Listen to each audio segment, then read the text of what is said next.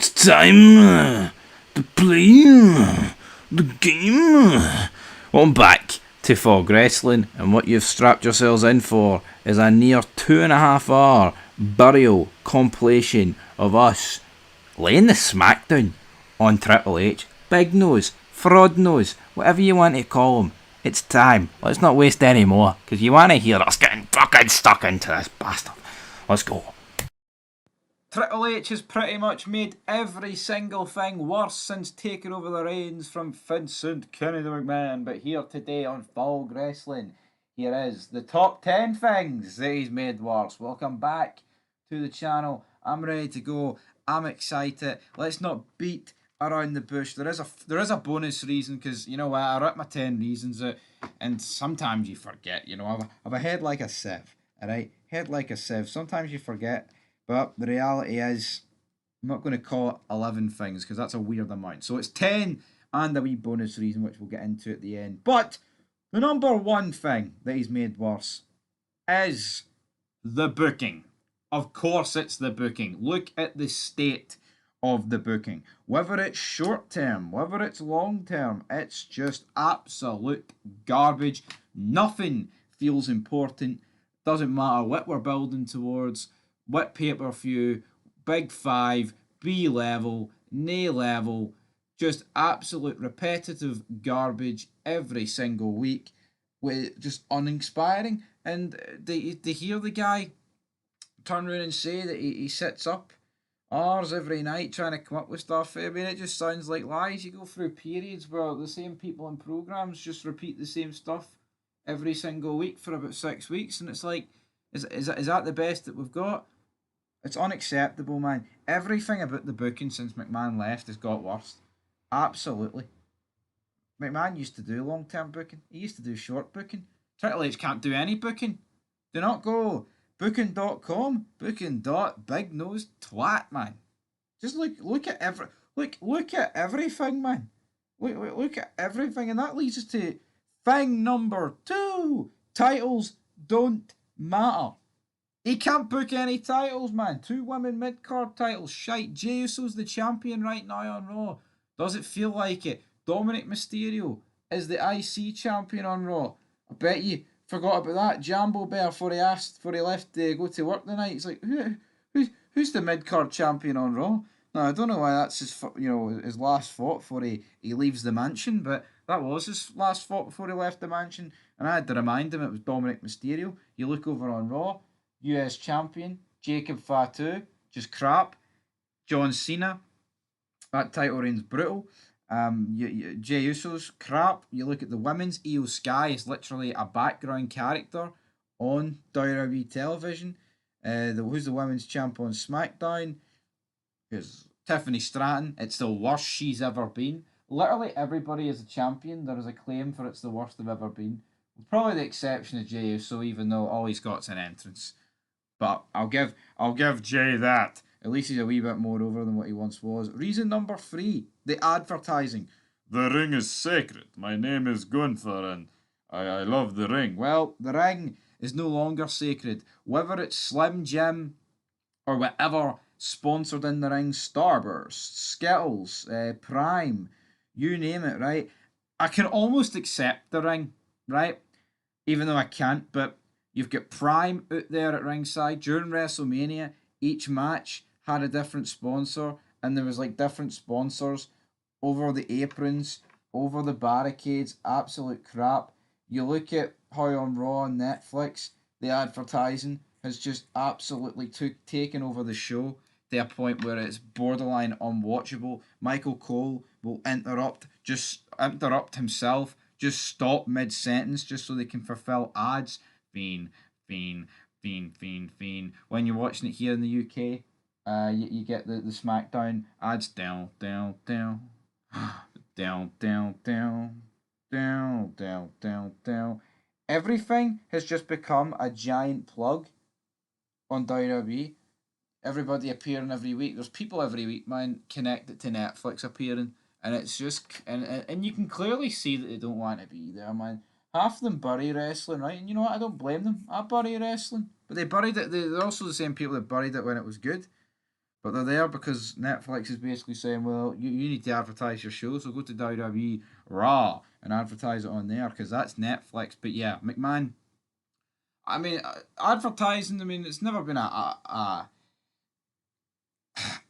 I've never noticed advertising more in WWE than under the Triple H regime. It should be a background thing, but for whatever fucking reason, this guy's brought it to the forefront. And back in the day, I actually used to like it, like Starburst and PlayStation 2%, No Way Out. And you get Bring Me to Life by Evanescence or something, or whatever. Or Subway and Snickers presents Bad Blood. Headstrong to take on anyone. What are you getting now, man? Just garbage. Absolute fucking garbage advertising. Thing number 4, John Cena. Right.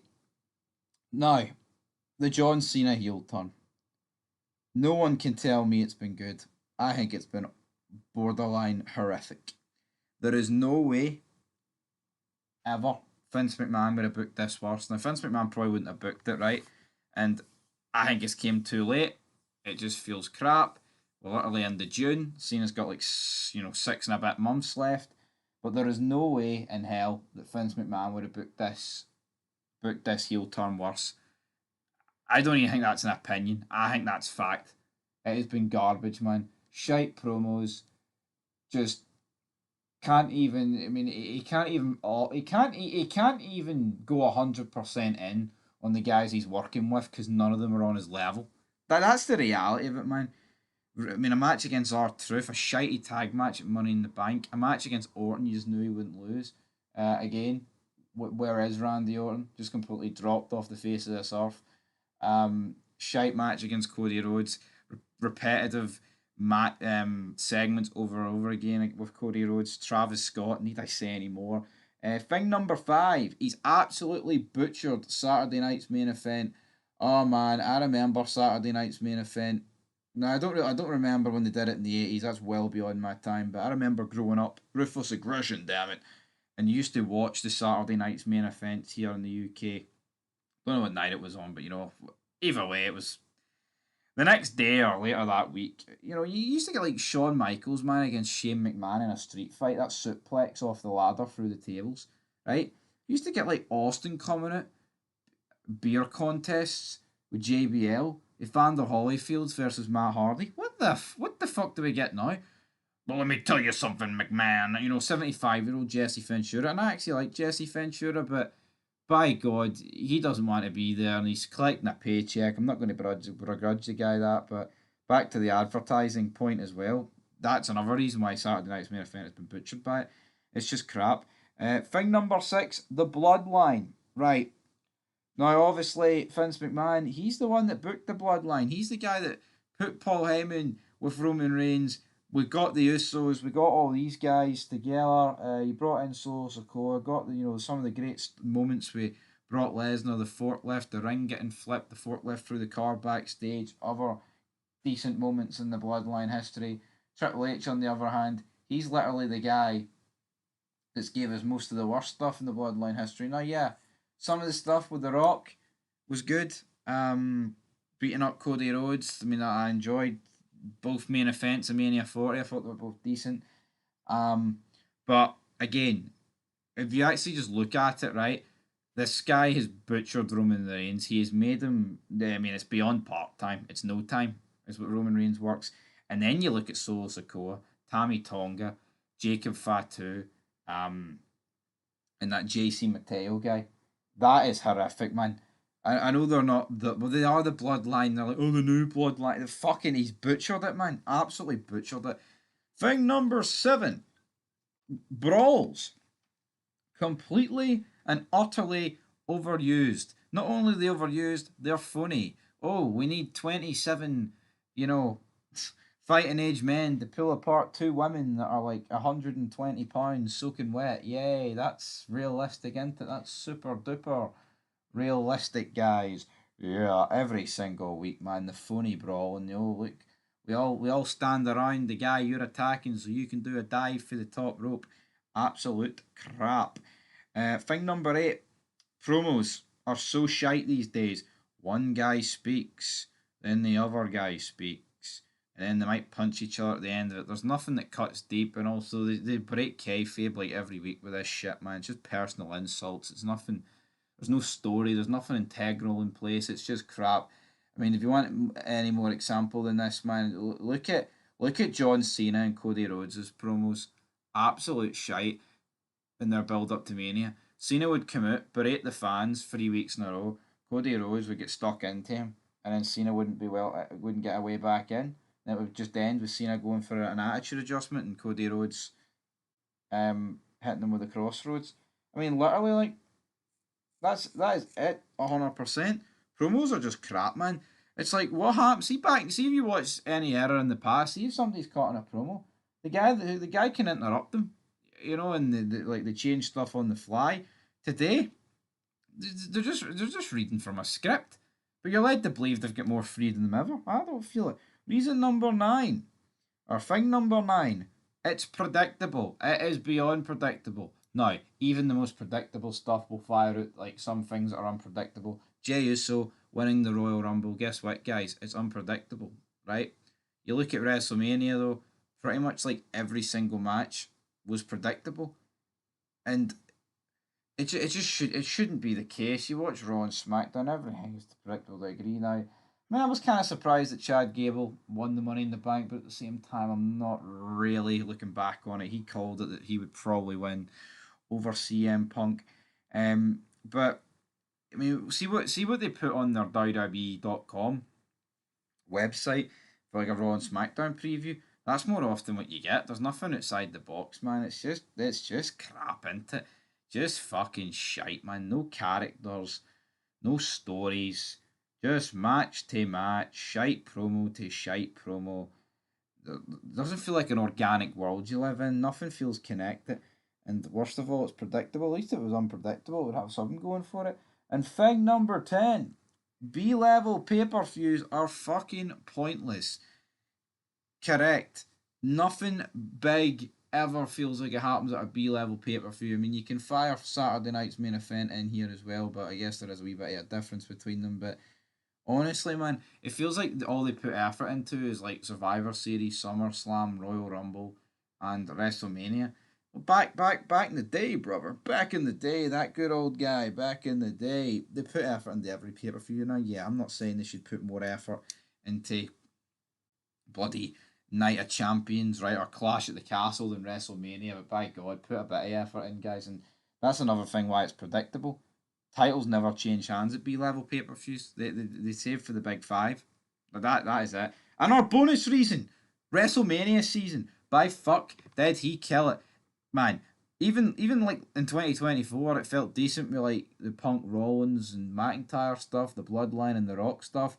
See this year, man, it never felt worse. It's never felt worse. I don't think it, honestly, can it ever get that bad again? I mean, I guess next year you could be looking at it and be like, well, I mean, as bad as Cena Rhodes was, there'll literally be none of those two, so, or Cena, sorry. So yeah, that's it, guys. Triple H can greet, but I feel like greeting because he's absolute shite. His nose, it's like a natural canopy. Welcome back to Fog Wrestling. This is 10 times, baby. Triple H dropped the ball. It could have been a million times. It could have been 100 times. It could have been 1,000 times. But I'm only doing 10, alright? That's all I've got time for today. So, strap in for my love. No love to Triple H. Number 1, New Day heel turn. Where are they? I'm seeing people, maybe we can get the New Day against Penta and his brother Rey Fenix. Who cares? At WrestleMania. The New Day turn on Big E in, December? Back end of December? We are now into March. What's happening? I'll tell you what's happening. Nothing. Nada. Hee-haw. There's nothing going on. There's absolutely nothing going on with the New Day. I mean, you actually get like a proper hot angle. Like, yeah, I mean, their heel turn's really insignificant when you compare it to like John Cena's, right? But again, I haven't put Cena's on this list because it literally just happened. We don't know where it's going. The New Day, if they were ever going to do, it's just crap, man. It's just crap. They turn heel. They actually have a bit of heat. They appear and then they don't work. and they don't talk, they just walk out. And what that screams to me is that they had no idea what they were doing going forward with it. So, Triple H, mate, you don't know what you're doing. Right. Number 2, the women mid-card titles. Absolutely crap. Whether it's Chelsea Green or Laya Falkyria. I mean, Laya Falkyria is a lot worse than Chelsea Green, but these mid-card titles should not have been existed, man. Just absolute crap. Like, all it's doing is preventing people from going after the world titles. It was just so unnecessary. But here, it's happened, and I guess we'll see how they're going to deal with it and, react going forward. I mean, are these titles, are both of them going to be at WrestleMania? Who knows? It doesn't. You don't get pay-per-view. You don't get title matches at pay-per-views these days unless it's like the Big Four, or we're going to call it 5. Money in the Bank's part of it now. It's Big 5. But yeah, these titles weren't necessary. Reason number 3, Jey Uso win the Rumble. Dropped the ball here big time.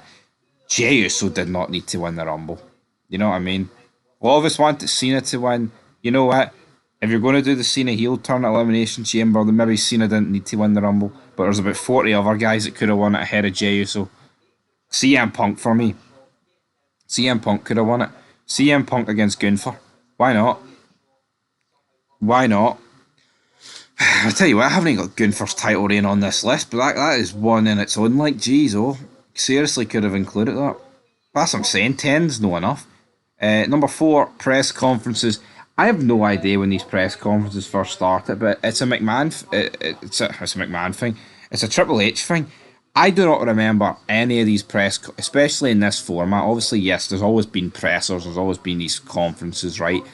But never in this shitey, watered down, breaking kayfabe nonsense, man. They're absolutely crap. We spent a lot of time ranting on them on like Sunday and Monday. So if you want to hear more on it, go back earlier in the week and you'll hear plenty of it. Right, number 5, the new bloodline. What is this? Solo Sikoa's stock is at fucking rock bottom. Guy's an absolute jobber. The Tongaloa Tamil Express just ain't working, ain't cutting it. It's crap. That's what it is. It is absolute crap.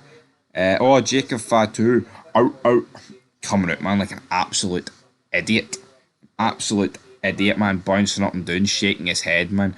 Hood up, sometimes he's got a snood on, or he's got a do-rag, or fucking a balaclava, man. A balaclava. Reason number 6, Netflix dropped the ball massively. Fucking, I thought WWE could be seriously great with Netflix, and it hasn't been. I mean, the debut show flopped big. Since then, have we had a couple of decent moments / matches? Yeah, of course we have. But it's been months. You know what I mean? It's been like 2 months. If you can't produce decent moments and matches in 2 months, what the fuck are you doing? But for the most part, the ratings are doing the shitter. Doing the 2.6 million. The numbers don't lie. So yeah, Netflix, Triple H, you dropped the ball. Number 7, every black wrestler on the roster. I mean, I already did the New Day, but I mean, you look at the way he's treating the Street Profits, like, they are just absolutely done. Carmelo Hayes, a jobber, first out in the Rumble, treated like an absolute joke, right? You look at Bobby Lashley, MVP, Benjamin, just got released. I mean, MVP said something like, what, Triple H doesn't know how to book black wrestlers? I think Triple H knows how to book fucking period, but I mean, who is the best booked black wrestler in WWE? Probably Bianca Belair by a country mile. But it seems to be black males. Triple H ain't a fan of them, for whatever reason. Number 8, dragged out storylines. Absolute crap. I'm sick of wrestling being so dragged out. People entering the arenas. Yeah. Gunther against Jey. So how long's that fucking going on for, folks? Like, come on. You know what I mean? Absolutely ridiculous. Sami Zayn and Kevin Owens. Oh, my brother. Testify. Disgusting. Number 9, slow fucking pace shows. As I touched on in the previous one, you get people like entering the arena 1 mile an hour with a wee suitcase. Who fucking cares? My guest at this time. My name's Joe Testori, and I'm walking into the arena with Wade Barrett here, and yeah, I'm a fucking boring bastard. Shite.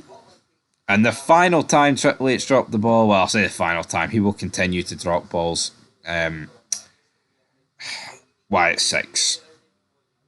Need I say anything more? I mean, like, what?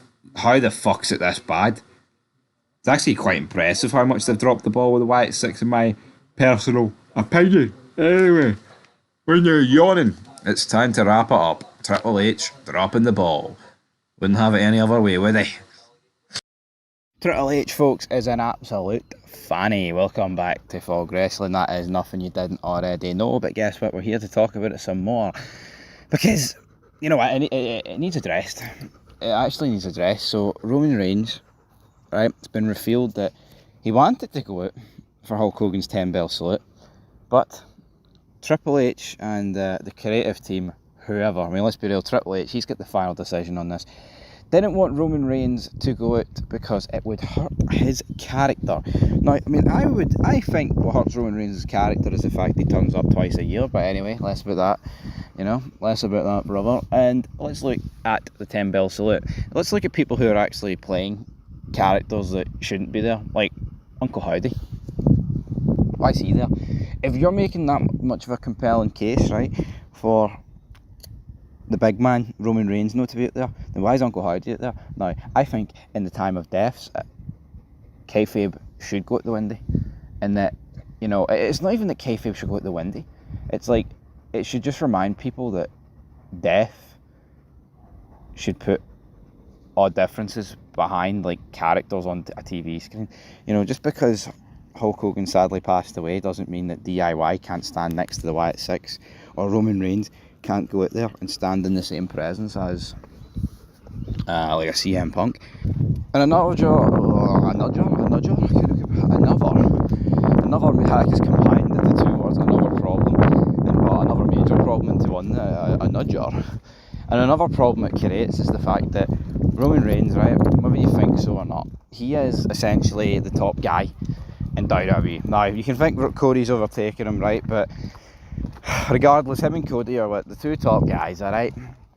Roman Reigns is the biggest star in the company today, based off current guys. Obviously Cena's there, and Cena is a million light years ahead of Roman Reigns. That's just the fact of the matter, folks. That's the reality. It's like, if they consider him that big of a star, and they consider him like the guy that leads this, I am the leader of these, young fellows, Austin said on The Weakest Link back in 2001, then why the fuck's he not out there, man? Leading by example. Roman Reigns could have easily said, you know what, Hunter? Triple H, Paul, whatever you want to call him. No, I don't care if you think it's better for my character to sit backstage like a little shite bag. I'm going out there and I'm paying respects to the greatest to ever do it. The guy we're all here for. I mean, how can Triple H come out there and say, oh, he's the reason we're all here? But then he's got Roman Reigns in the back. You know what I mean?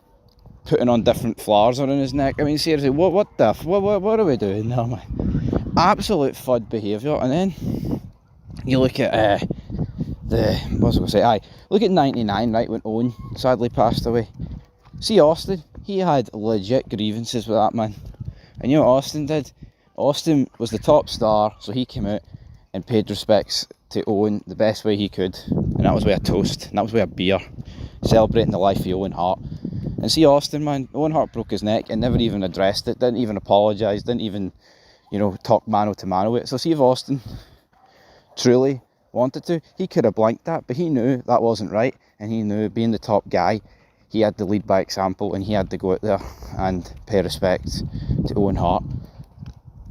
So why couldn't Roman Reigns have done the same? Why didn't Triple H do the same? I mean, protecting character. You know what I mean? I mean, McMahon in 99 could have went, well, Owen Hart broke Austin's neck. We need to protect Austin's character because he's a badass. Why would he be out there paying respect to the guy that broke his neck? No, because that would be pathetic, that would be petty, and that would be shit, and that wouldn't be what's best for business, man. So, for me, what they should have did is Roman Reigns should have just overruled any form of creative decision. I mean, I would say creative decision loosely. It is a load of shite. Oh, creative decision not to have him. Not to have him out there. And then don't get me started on the 5 Fruit Loops that didn't even bother their arse going it. The New Day, Becky Lynch, Paul Heyman and Rhea Ripley. Aye. They've got themselves on a permanent fog wrestling shit list, folks, I'll tell you that for free. There'll be no escaping it, man. They are just sinking and sinking deep. And if you want to hear us bury them some more, it was the video earlier on the day, but yeah, just no logic, man. No logic for Triple H. I don't even understand it. He was there, he wanted to do it, but we thought it was best to protect his character. But then you've got guys out there who's supposed to be like, a supernatural human being, so to speak. I don't know, man. It's ridiculous when you actually break it down and think about, well, how's Uncle Heidi out there?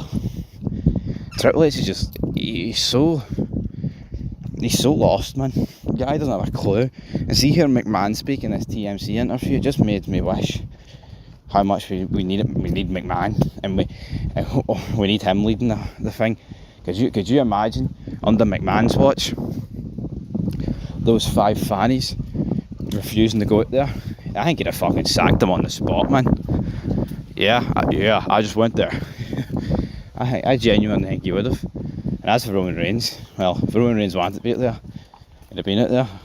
McMahon, oh, we need to protect Roman Reigns' character. I said McMahon would have said that, man. Anyway, utterly embarrassing, to say the least, but yeah. That's where we're going to end it, folks. Leave your thoughts down below. And I currently walking here, roasting.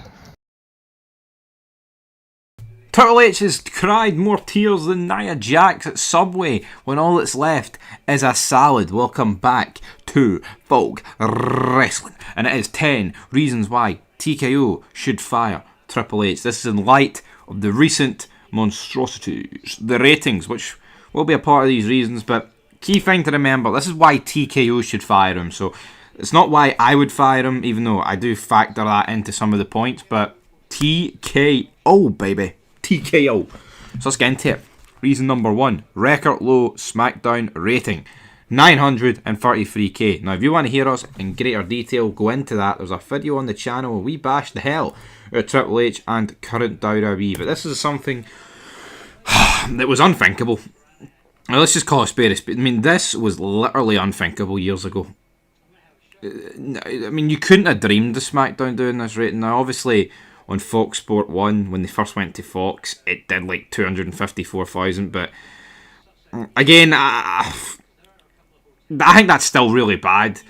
Can't really remember the exact ins and outs of that, but it's essentially like a channel I believe you have to hit like the red button for, so I understand why that was poor, but this is a normal SmackDown, folks. In 2020, well, I say it's normal, there's nothing normal about it, it's fucking shite, but the point is, normal airtime at Halloween. If it was good, people would watch it. There's no excuses. And if TKO want to make money, then it's with a better product. And with a better product, you get better ratings. And we're hitting record lows. And that's because of the product. And the guys that Triple H has got. Right? And that's going to bring us to reason number 2. He hasn't created 1 star. Not 1 star. And that's regardless, right, of what you think of Roman Reigns or Cody Rhodes. Roman Reigns was created with McMahon. No two ways about it. And we all think on this channel that Roman Reigns is massively overrated, right? Cody Rhodes is not a star. A star doesn't bring in these viewerships, right? Facts. Gunther has been made a world champion on the Triple H's watch. Not a star. Jey Uso has been made a world champion. Not a star. Right? Damian Priest also made a world champion. Not a star. Countless other guys that have feuded for world titles or had prominent roles, not a star. There is not, I mean, who doesn't matter if it's a man, doesn't matter if it's a woman, who is a star? Stars make money. Stars bring in viewership, bring in demand, bring eyeballs to the product, create memorable moments, memorable matches. There's nothing.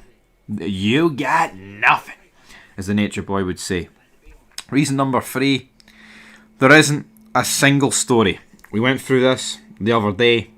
We scanned both Raw and SmackDown. Where are the stories? It's just guys and gals wrestling each other. Long match here, long match there. 50-50 booking. There's no stories attached to it. There is fucking nada. Honestly. See, throughout wrestling history, it's not like during every single year, every single feud has had a story, right? But the fact of the matter is this. The stuff that mattered had stories at the bare minimum. Now we don't even have one. Drew McIntyre jobbing out to Cody Rhodes ain't a story, right? What's happening on Raw ain't a story. I look at both mid-card belts, no stories. I look at both women belts, no stories. Tag belts, no. People that feud with nothing on the line, no belts, no stories. How the fuck do you not have one? One. Matches aren't stories, right? There's a reason why there's 933,000 people left, man. Because it's shite. Reason number 4. Making ticket prices unjustifiable. Right, now even if the product was fantastic, I still think the ticket prices are a joke, right? And like I said, this is 10 reasons why TKO should fire him. We have seen attendance dry up for these shows in the last few months and weeks, right? And with the ratings continue to go down, with the product continuing to get worse literally by the week, by the show, then they're going to make less money, TKO. And at that point, you have to question Triple H, because he's the guy running things. He's the chief content officer. He's the guy that takes credit for things when they're going well. So you've got to take the blame for when they're going wrong. And a lot's going wrong. And TKO's all about making money. And the fact of the matter is this. TKO would make more money with literally anybody else in charge. So I think Triple H's days are fucking numbered. And I can't wait till the guy's away, man. Cannot wait. Reason number 5. Self-centered is Triple H.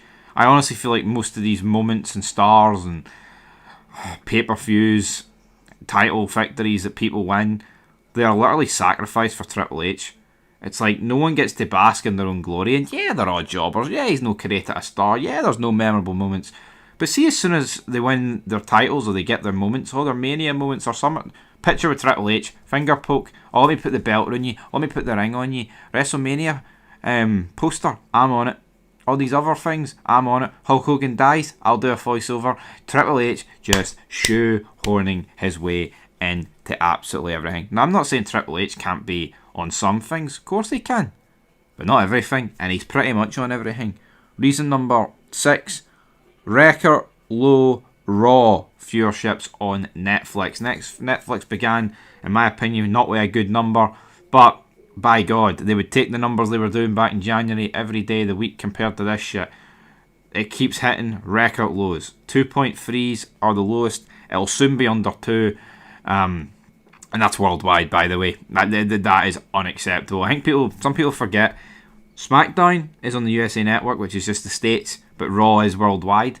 So take it as you will. But for me, if you were actually crunching the Netflix American numbers for Raw, it would be already under a mil. Would have to be. Would fucking have to be. Reason number 7. ESPN/Netflix will pull the plug. Right? They're big time deals. Paying a lot of money. And if you're not making them money, they're going to pull the plug. And it just stems back to reason number 4 about making the ticket prices unjustifiable. You can have the ticket prices, right, as high as you fucking want. See, people are paying it, then that's why they're high. But see, when they don't pay it and you're losing money hand over fist, then that's what's going to happen. And it's the same with ESPN and Netflix. You're not putting on a good product, Triple H. So people aren't going to spend $30 a month on ESPN for one fucking pay-per-view that's shite. The arenas are emptying. People aren't even watching it on ESPN. And it's the same with Netflix. The viewership, they are shocking. They're going to pull the plug. Just like, Fox pulled the plug. Right? And again, that's not all Triple H's fault. McMahon's got to do blame with that as well. But at the same time, the best ratings on Fox came when McMahon was at charge. They're just continuing to go down. There's nothing even stagnant about it, man. If you look at like wrestling ratings throughout the past, like in the 90s, New Generation, they weren't that great. Attitude Era, boom. Coming out the Attitude Era, going down. But from the Ruthless Aggression Era right through to the early to mid 2010s, they were very consistent. They held. Like, yeah, some ratings were poor and some ratings were gash, right? No two ways about it. But for the most part, they held. for the last couple of years, it doesn't matter what company it is, the ratings are just on the downward spiral. It's almost like as we go further and further into the near future, wrestling is just, it's dying out. And see, unless no one is willing to change and bring it back to its glory days, it will fucking die. Like, literally, there's no comeback. We are at a breaking point for professional wrestling where it may never recover. I mean, I think we're already at that point. I don't see how we're going to... I mean, it's alright Russo talking about JCW, but it just doesn't have the reach. You would need Russo and a bunch of guys to go in and take over WWE with the backing and the history to make it work. Not some juggalo promotion. That's what we're dealing with here. Reason number 8, TKO is backing the wrong horses, and what happens when horses get sick? They get put down.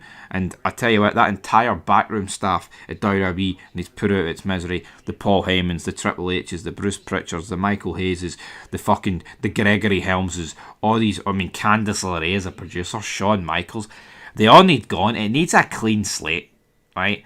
And we've got people commenting, no, Fog, it's more than just moving a few wrestlers about.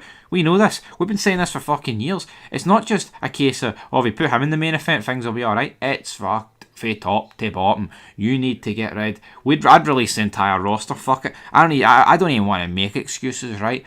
Honestly, the only guy I'd probably keep is Cena. Because I'd be like, John, see these 4 dates you've got left, 3 or 4 dates? I'm going to make the most out of it. I'm going to try and fix this year you've had, because it's been pish. Reason number 9, they're burning money. TKO likes making money, not burning money. And with ticket sales the way they are going, they're not making anywhere near enough money. But again, I think they've realised with WWE is that it's dying, but they can make money out of it short term. And it looks like that term could already be up. And the final reason, I think this is the biggest reason for me, he can't fix it, and he won't fix it. Triple H is going to persist with what he's been doing. The ratings have been nosediving for years at this point, right? The product has been so fucking stale, and even though Raw keeps hitting record low ratings and SmackDown keeps hitting record low ratings, there is no sign of change. He talks about landscape changing. Nothing's changing, son. You're not doing anything. And see, when someone refuses to change, right? Doesn't matter if it's in sport, entertainment, or whatever. If you can't change as a human being or in your job, you tend to get replaced or forgotten about or whatever, you know, or people fall out with you. And because the key thing to evolution, right, is a mystery, is change. Learn to adapt. Triple H has failed in a fucking monument. I cannot believe how bad it is. And I'm sick of talking about it. But everybody watching this video, even the fucking losers, the 933,000 people watching SmackDown, there is not one person that would do a worse job than Triple H, and I fucking mean that, because anything different would be better than the same old pish. Leave your thoughts down below. 10 reasons why TKO will need to fire Triple H. Should fire him. Call it what you want. Peace. Time to play the game! But for Triple H, it is game over. Welcome back, guys, to Fog Wrestling, and he had to make the list. There's 25 reasons why Triple H sucks. You could add a few zeros. Hell, the 2 zeros that are on the end of that big massive nose, those 2 nostrils, it could be 2,500 reasons, 25,000, but yeah, we don't have the time for that on the road to WrestleMania. I mean, Could be 25 million, but that's certainly not the ratings. No. There is no 25 million ratings, but there is 25 reasons why Triple H sucks, why Paul Levesque sucks. Now, we're mainly doing this from the Booker Triple H perspective, but there is a few wrestler Triple H reasons in there as well for anyone that is wondering. But we're going to start off with number 1, and this has to be in here because for me this is the biggest reason why I think Triple H sucks. He has ruined WWE as his time as the head booker. Yeah, and instead of me explaining why he's done that, I mean, you could literally go across the last 2 years of our channel, man. Check any WWE feed. Like, WWE wrestling, it is at its worst. It is worse than it has ever been, and Triple H is the man in charge. He's the man that's leading it. He's the guy at the front. He's the captain of the ship, essentially, and he's taking that ship down. He is sinking that ship to the bottom of the ocean. You know, there's numerous examples, but for me, it is the is the fact that you just get so many weekly television shows that are the same. Well, I mean, a lot of the examples will be on this list, but the big reason is he has made WWE worse than it's ever been. But that's what he feels like more. He simply feels more like a booker. You know the way back in like the 80s, you would have had guys that booked. Then you had guys like in the 90s coming in like Russo, who came in with scripts. That's what Triple H feels like to me. He's a booker. There's no fucking scripts. Yeah, like McMahon was the booker, but Vince Russo was the writer. I feel there's like no middleman. There's no writer anymore. McMahon was like, right, I'm booking this, and he's going over, write the story, kind of deal. He couldn't book a library. He couldn't, man. He's brutal. He is, right. So with that said, Triple H has ruined WWE, and now pretty much the rest of these reasons are going to be basically what have contributed to him ruining this company and ruining wrestling. Reason number 2, he threw Vince McMahon under the bus. After the whole Janelle Grant thing, just threw his father-in-law away like one of Tony Khan's, toys in AEW that he doesn't want anymore. Well, at least Tony Khan plays with his new toys for like 2 weeks. McMahon just threw, and Triple H just threw McMahon and distanced himself from McMahon straight away. I mean, he's treating it like it was the Benoit double murder suicide. I mean, Janelle Grant was essentially a paid prostitute, but they're treating McMahon and are raising McMahon like he's Adolf Hitler or something. No, they were, and this for me is when I first truly. I mean, yeah, the writing was on the wall with Triple H, but this is when I lost respect for him. It's like, look at all McMahon has done for you. Yeah, and Triple H has done a lot in the wrestling business. Can't take that away, but basically giving Triple H the keys to the kingdom, and this is the way he fucking repays him. Not even a here, innocent until proven guilty, or something along the lines of that. Him and Cody in that press conference was fucking disgusting. Yeah, all Triple H had to say was something along the lines of, like you said, innocent until proven guilty, not able to say much more in the situation. Vince McMahon is going to have to step away for a while, and I'm going to try my best to continue the great work in the company that he's built. But instead, they've just tried to erase McMahon as if he never done anything, as if he wasn't the man that put wrestling on the map, and just making out as if he was this like horrible person that should never be spoke of again. Absolutely disgusting. Not remember, and it's his father-in-law. Jesus Christ! Not remember at the time though. People were like, "Oh, Cody Rhodes and Triple H didn't know what they were getting into. They didn't know the questions were coming." Right. 1, of course they fucking did. And 2, they're PR trained. Look.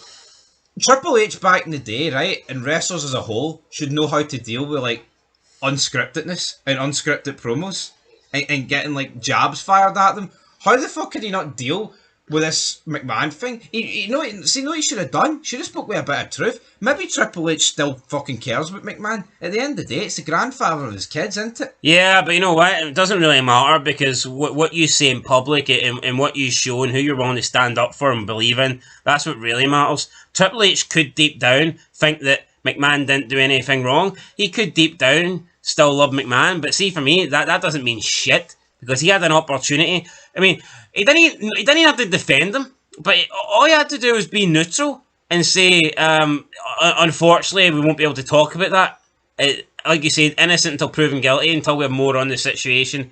There was nothing we can say. Yeah, it's an ongoing case. No further comment. But basically, just like they sort of apologising. It's talking about it. Oh, it's horrible, and I'm in place to make sure nothing like that ever happens. I'm the safeguard. And he did the wee point. Here, I'm the guy.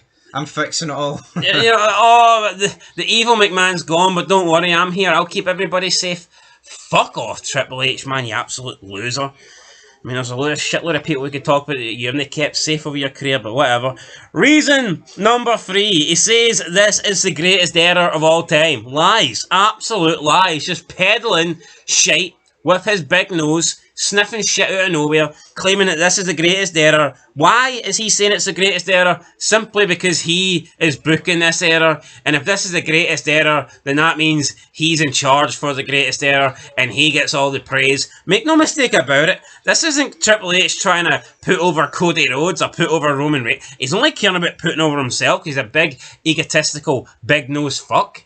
Well, that's it. And you know what? He can't wrestle anymore due to his health problems. So this is the next big thing, isn't it? This is the next best thing where he just puts himself over as the booker and claims these bogus lies. And it's like, we're not even talking about here. He's far off the mark. It's not the best. It comes in like third spot. No, it comes in fucking bottom of the barrel last. Here, see if Triple H came out and says the Ruthless Aggression era is the greatest era of all time. I think I would look at it and I would say, yeah, he's probably only saying that because he was a champion for most of it.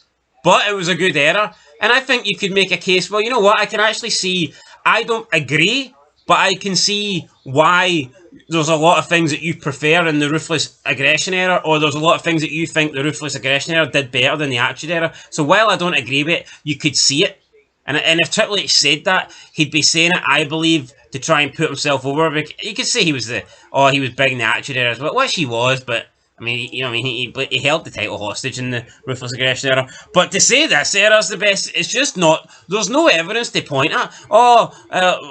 Record gates here, yeah, that's because that's inflation, mate, and that's because you charge people insane prices for tickets, and that's only. We're breaking record gate. Can't even sell at Mania for fuck's sake. Yeah, I know. No, but look, we come to Glasgow, it's France Backlash, the highest... No, you seen the price of the tickets? I know. No wonder it's the highest grossing. The tickets are a disgrace. If tickets are £200 now, but you could go to a show in Scotland like 25 years ago for like £25, you're talking that's 8 times more. Yeah. So... You know what I mean? You could sell it 7 times less, but still have a higher grossing, make a higher profit because the inflation and the price of the tickets is mental. It's like everything, man. Football season tickets used to be cheap as chips. It's like going to a Man United game was cheaper 25 years ago. Are Man United better now than what they were then? Fucking course they're not. Absolutely not. Number 4, he says the Attitude Era is overrated. He's came out and he said the Attitude Era is overrated. Says that when you look back on it, a lot of things didn't age well. Shite like this. And then also says like, what's that whole thing he says about the time? Oh, it was a different time. It was a different... Bullshit. Fucking bullshit. Triple H knows that WWE will never be as good as the Attitude Era was. Triple H knows that he cannot get close to putting on a product anywhere near the Attitude Era. So the only way that he can be successful is to try and brainwash everybody into believing that the Attitude Era sucked. Because we all know this era's nothing like the Attitude Era. So if he says the Attitude Era sucks, then maybe he can get people to buy in to thinking this era's great. But if he comes out and says the truth, that the Attitude Era is the greatest, people are going to look at this era and go, well, this era's nothing like the Attitude Era. But he says it's overrated, right? And his reasoning behind it is... He doesn't actually give reasons. He just says it's outdated. It was a different time. Well, no, but why else is it overrated? No, like, what are the actual reasons, sorry? Why? Ruthless Aggression Era was a different time. The Golden Era was a different time. Yeah. Here... All these eras... The pandemic is a different time. It's 5 years ago. Yeah, all these eras were different times. But for some reason, that seems to be the only criticism of the Attitude. It was a different time. And what? And fucking what? It was a different time. But it's almost like here, it was a different time, and it was Big Bad Step father-in-law. It was him that did everything. He forced me in DX to wear blackface. He forced me to scribble something into Ahmed Johnson's car. He forced me to make a monkey taunt at Mark Henry when he was coming to the ring. He forced me to make fun of the Pakistani taxi driver in New York. He forced me to do it all. And even though he's a horrible man that did horrible stuff to Janelle Grant and he's no longer in the company, he's forcing me not to put black men on premium live events. Yeah, despite not having anything to do with the company in the last couple of years. It's all his fault, brother. Reason number 5, NXT Black and Gold absolutely sucked, and that was his baby. That was his thing. Oh, this is the Triple H era. This is like a sign. That was like a taster. That was like an appetizer. That was like the trailer. Here, look at NXT Black and Gold. That's what WWE could become like if Triple H was in charge. And you know what? See, at the time, none of us really... We should have seen it coming. Yep. But that was like a prologue. NXT Black and Gold was basically, this is what you're going to get when McMahon dies, and now or gets fucking blacklisted, shafted because of a consensual financial relationship. But yeah, no, NXT Black and Gold absolutely sucked, and now we're seeing it essentially play it on the main roster, and wrestling's never been worse. It has never been worse. There's less fans than ever watching it, and we're now. What we're getting is Black and Gold NXT, but on the main shows, on the main stage. So therefore, it feels a bit less indie. But make no mistake about it, it's just Raw and SmackDown with a bunch of fucking indie guys running about. That's all it is. No, that's what it is. You're right, and it's such an overrated fucking error, man. Honestly, look at the actual state. And this guy... And seeing you think about it, NXT Black and Gold, no characters, just wrestling. You look at NXT Black and Gold, what is it known for? It's not known for, like, segments, it's not known for promos, it's not known for characters, it's known for in-ring work rate. Oh, TakeOver Brooklyn. No, but that's what it's known for. TakeOver Dallas. No, but it is known for in-ring work rate. And what is wrestling known for today? In-ring. Just match. Oh, the best wrestlers are the people that can do the most super kicks and all this shit. Yeah. NXT Black and Gold is still alive. People thought that shit died. No, it didn't. It's on the main roster now. Reason number 6, pushes too many jobbers for NXT Black and Gold. Johnny Gargano, the biggest one that I can think of. The biggest culprit. And yeah, a lot of the NXT Black and Gold guys have left, but they're coming back. And that's the fucking problem. Whether it be Aleister Black or whether it be all these other people. I mean, I'm sure Keith Lee one day will return. I'm sure Adam Cole, baby, I'm sure he will return. But just too many guys on NXT Black and Gold that Ciampa. You would look at and you would go, well, you know what? Sami Zayn, Kevin Owens, just losers like fucking that. Guys that just don't look like stars. Guys that don't look like professional wrestlers. And it's one thing if they stayed on NXT. That should have been their home. Who was that loser that came out and says, oh, I don't want to get promoted? Ciampa. Remember he came out and says, I don't want to move up to the main roster. I want to be on NXT for life. I want to be there for life. The thing is, see guys like him, they should.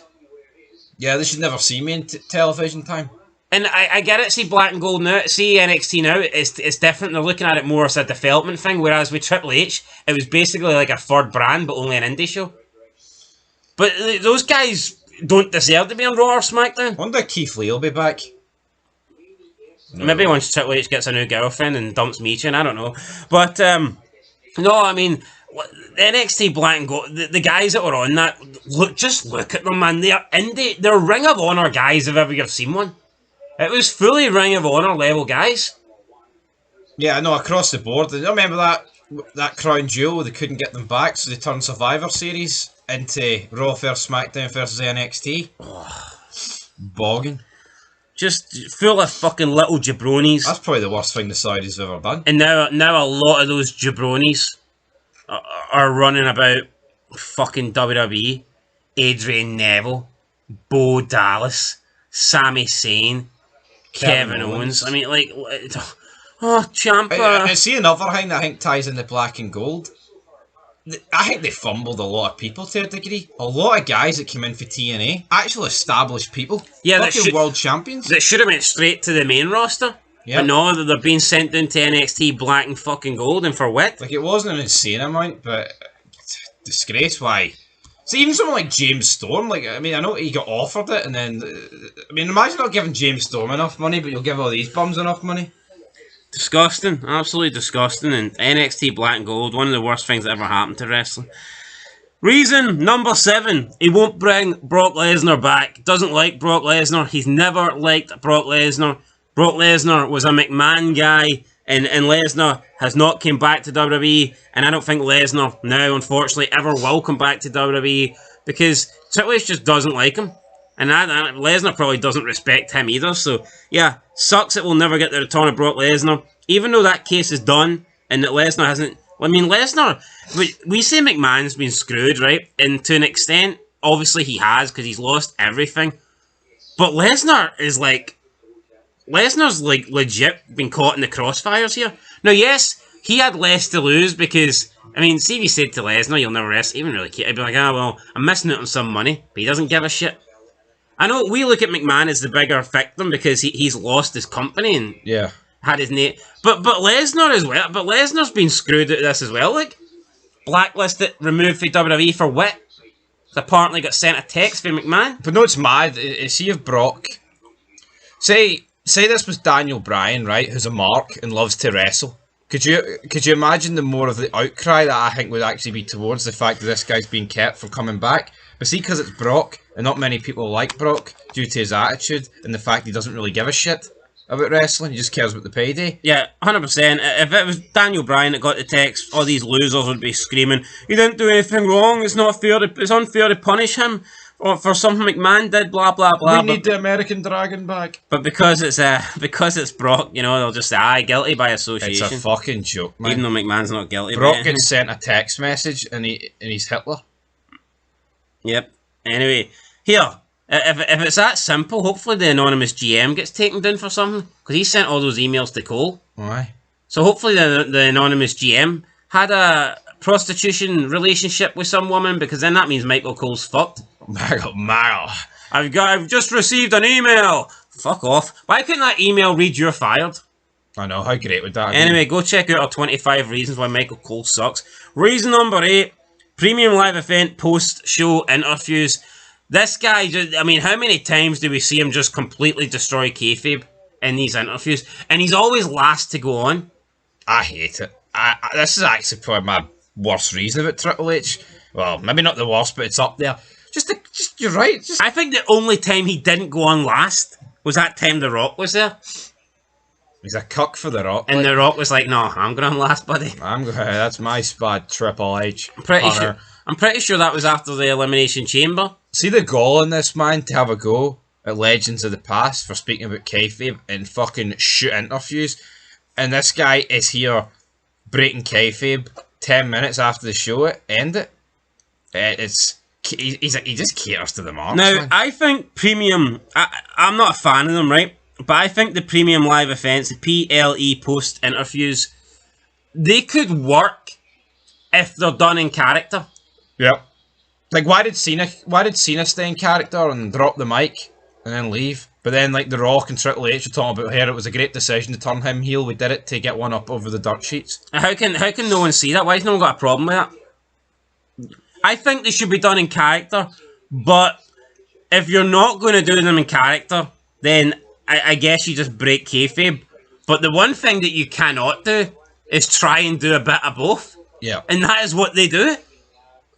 You'll literally have one question. Let's take Rhea Ripley, for example. She's doing it. You'll have one question that she'll answer in kayfabe. Then the next question, she'll be like, it's all about the booking. I don't know what's going to happen next. It's like, hold on, wait, how can it be both? Yeah. It has to be one or the other. See the people that argue against it, right? We all know it's fake, right? No one's sitting here debating that. But see when Cena turns heel, and 10 minutes later, you've got The Rock and Triple H dissecting it. Like the same thing that Triple H buried, by the way, about, we overanalyze it on the internet. You've got The Rock and Triple H breaking down the Cena heel turn. Takes you at the moment. It does. And we all know it's fake, right? We all do. But you're right, it takes you at the fucking moment. It's like, see if they don't discuss it and Cena just does that pipe bomb thing and then the next time Cena appears, like, it feels more real. I'll tell you what, right? One thing that I have never liked and one thing I could not care for is, see when you get special DVDs and you get the director's cut and it gives you like the main actor and he's like doing the like commentary of the movie. I've never been into that. That's just never intrigued me. Yeah. Like, see if I'm watching Terminator, I don't need Arnold Schwarzenegger and Patrick Robert to... Robert Patrick, sorry, to discuss and go through it scene by scene, because that takes me to the equation. Hasta la vista, baby. No, but like, do you know what I mean? Like, I don't want to watch the movie and see that. If they want to talk about it in a separate interview or something, that's fine. But why would you want to watch the movie and have them like dissect? Like, I've never understood that. It'd be like Matt Hardy and Edge in 2005, the whole Lita feud, right? And after that ladder match, they're like backstage, You know, the kayfabe press. Like, oh, it's good that McMahon's like, it's good these two could put their real life grievances behind them, so they could put on a show. You know, we did it to upset the dirt sheets because they all thought Matt Hardy was fired, and he appeared on that Bite This, and we managed to turn it into a work. It's great, isn't it? You know, you do need to live in the moment. It's a TV show, but see when the TV characters keep breaking character while playing the character, it just kills it, man. And here, kayfabe can be reversed. See, because it's dead and Triple H and these things. See if they just went, right, see after WrestleMania, we're going to bring kayfabe back, and see these post-show pressers, you have to stay in character. Wouldn't that work? Of course it would. Yep. But it's the constant breaking of it, man. It's ridiculous. It sucks. Reason number 9, self-centered announcements. It's all about him. Anytime Netflix is on, like the Netflix premiere, or they're announcing a show for like a WrestleMania, or they're announcing like a sold out capacity or a brand new record, he has to bring his ass down to the ring, and he's got to claim, oh, it's 57,000, or record gate 18 million. All about him, all about himself. You never seen McMahon do that shit. When did see in the McMahon era, you'd maybe have Howard Finkel or Lillian Garcia quickly say, oh, tonight a record. McMahon didn't come down with a no chance in hell and make it all about him and stand in the ring like a pure mark for himself and announce, oh, record breaking attendance tonight. When did McMahon ever do that? He never did it, and it's just about him. And sometimes it ain't always him. He would send Stephanie down, but you're right. It's just so self-centered. Everything it literally has to be. See that record gate. That's me. See this record attendance. That's me. See that and this. That's all me. I'm the game. Nothing can hurt his ego. Yeah, when was the last time Triple H actually made a good appearance, by the way? We are talking years and years See years. Triple H, he was a fucking unreal heel. See if Triple H wanted to, we could get a great heel Triple H owner character. But why can't we even get something similar to the Authority figure? No, That he had in like 14, 15? because we don't want bad authority figures. The bad man's away. But he wants to be loved. Yep. You know, he doesn't want to be a heel on TV. All he wants to do is come out and brag. Oh, look at this. Record gate tonight. Oh, 17,000 in France. Record money. Kiss my ass. I'm the game. It's funny when Punk cut that pipe bomb and said, "Oh, this company will be better when McMahon's dead, but it's going to be running by his daughter and his doofus son-in-law." Called it. And look what he's doing though. He's kissing up right next to him. Oh, I'm riding in a wee dune buggy next to Stephanie, doing a wee podcast with her, hugging Triple H and greeting about main eventing night 1 of a 4-night extravaganza. Fuck. The pie one get one free. Honestly, see CM Punk, man, he's a fucking sellout. Yes. Sad. It's actually sad. Like, didn't think he was like that, but there you go. Reason number 10. Just a glory hunter. Again, anytime something happens, he puts himself in there with the titles, the title pictures, the pointing. This pisses me off. You see his wax figure at WrestleMania got revealed? It's doing the point. Anytime someone wins a belt, anytime someone wins a title, he is like, the first person they meet when they get backstage is him, and they get this picture, and he points at them, and he's not saying, oh look, they've become champion, oh look, they're at the top of their game, look how good this person is. What he's doing is he's going, oh look, I put the belt on your favourites that McMahon didn't. Yep. Oh look, I gave Johnny Gargano a title, I'm pointing at big Johnny G. Fuck off. It's everybody, man. Sol Ruka just won the WWE Speed title, a title that's irrelevant, a title that doesn't mean shit. I mean, a belt that's not even prestigious enough to hold up your pants, and Triple H is fucking pointing the finger at her as if she's achieved something great in life. See McMahon hopefully comes back, he'll fucking probably point next to him, won't he? It's all about him. I mean, it's all about him. WWE could just WWE could upload a picture of the person backstage holding the belt up by themselves. I know, yo. Why does he need to be in every picture? See at Mania is like what, 16 matches? See for each title change, he'll be there. Every fucking time, he will be there. Fuck, even for the retains, he'll probably be there as well. I know. Oh, look, he retained. I'm pointing at him. Oh, what an absolute loser he is. Number 11, he pushes his favourites. I mean, this cannot be denied.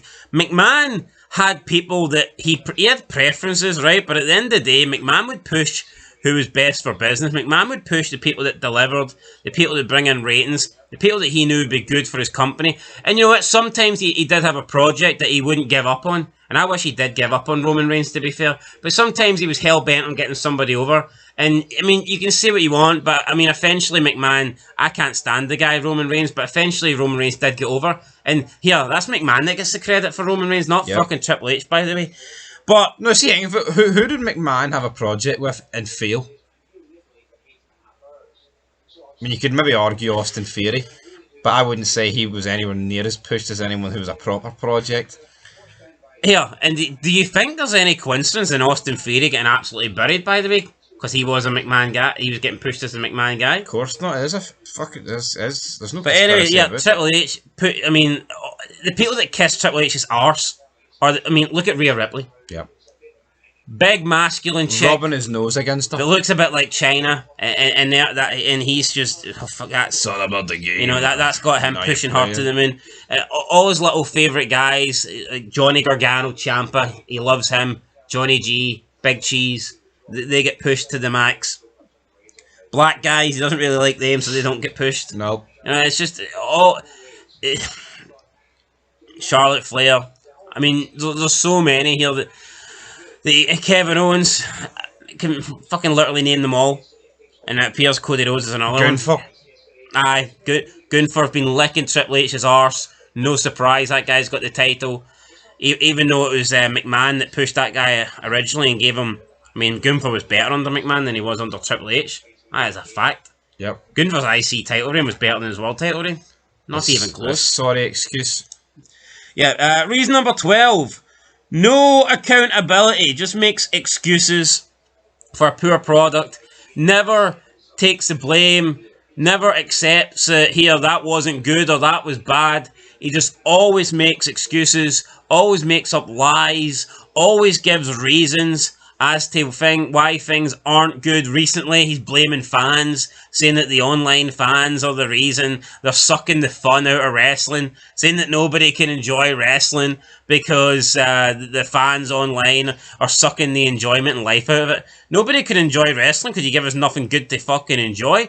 He also came out and says that not every show can be good and that you need to have bad shows so that you can have good shows. And it's like, well, give us a good show, because all we're seeing is bad. No, pisses me off about him though, right? He turns around and says, oh, you don't decipher your favourite TV shows and movies, right? Now, there's two guys that review movies, TV shows and wrestling, old stuff and new. Yes, you do. It doesn't change it. No, see my view and enjoyment of something, if it's good and I review it, it doesn't change the fact, just because I review it and critique it a bit more in a video format doesn't make me think it's shit. Of course it doesn't. I mean, it really fucking doesn't. I think if anything, it actually makes you open your eyes and makes you maybe appreciate it more when you actually talk properly, break it down and discuss it. It can work vice versa, but I think Triple H doesn't want that. He doesn't want people to critique how fucking shite his writing is and see the flaws. They just want us to all be sheep and pretend it's good. Honestly, I think reviewing older wrestling's made me appreciate it more. Yep. And it could be a bit two ways with how shite wrestling is now. It's also making me appreciate it more, but no, the guy just full of excuses, zero accountability, never takes the blame for a bad show, then says that you need bad shows to have good shows, blames the fans for shows being bad, just blames everybody but himself. No, but see, we do TV show reviews, sometimes shows we've watched before, and we'll be like, here, rewatching that was much better than I thought it was. And then on the flip side, you'll be like, fuck, that was a wee bit worse than I thought it was. That's the territory where it comes with. But this guy's trying to pretend that if you over-critique it, it's every time it makes it worse. No, that's what happens when you got a shite product. Yeah, it's got nothing to do with reviewing it or not reviewing it. It doesn't matter if I watch Mania X7 14 times, or once, or review it or don't. It's fucking great. Yeah, so by Triple H's logic, if you just watch WrestleMania 41 and you stay offline and you don't tweet about it and you don't review it or you don't critique it, but if you go back and you watch Mania 17 and then you do a review of it, you're going to prefer 41 more. Yeah. Because you're going to bash 17. That doesn't fucking work. But no, it's funny, right? If something's good, it doesn't...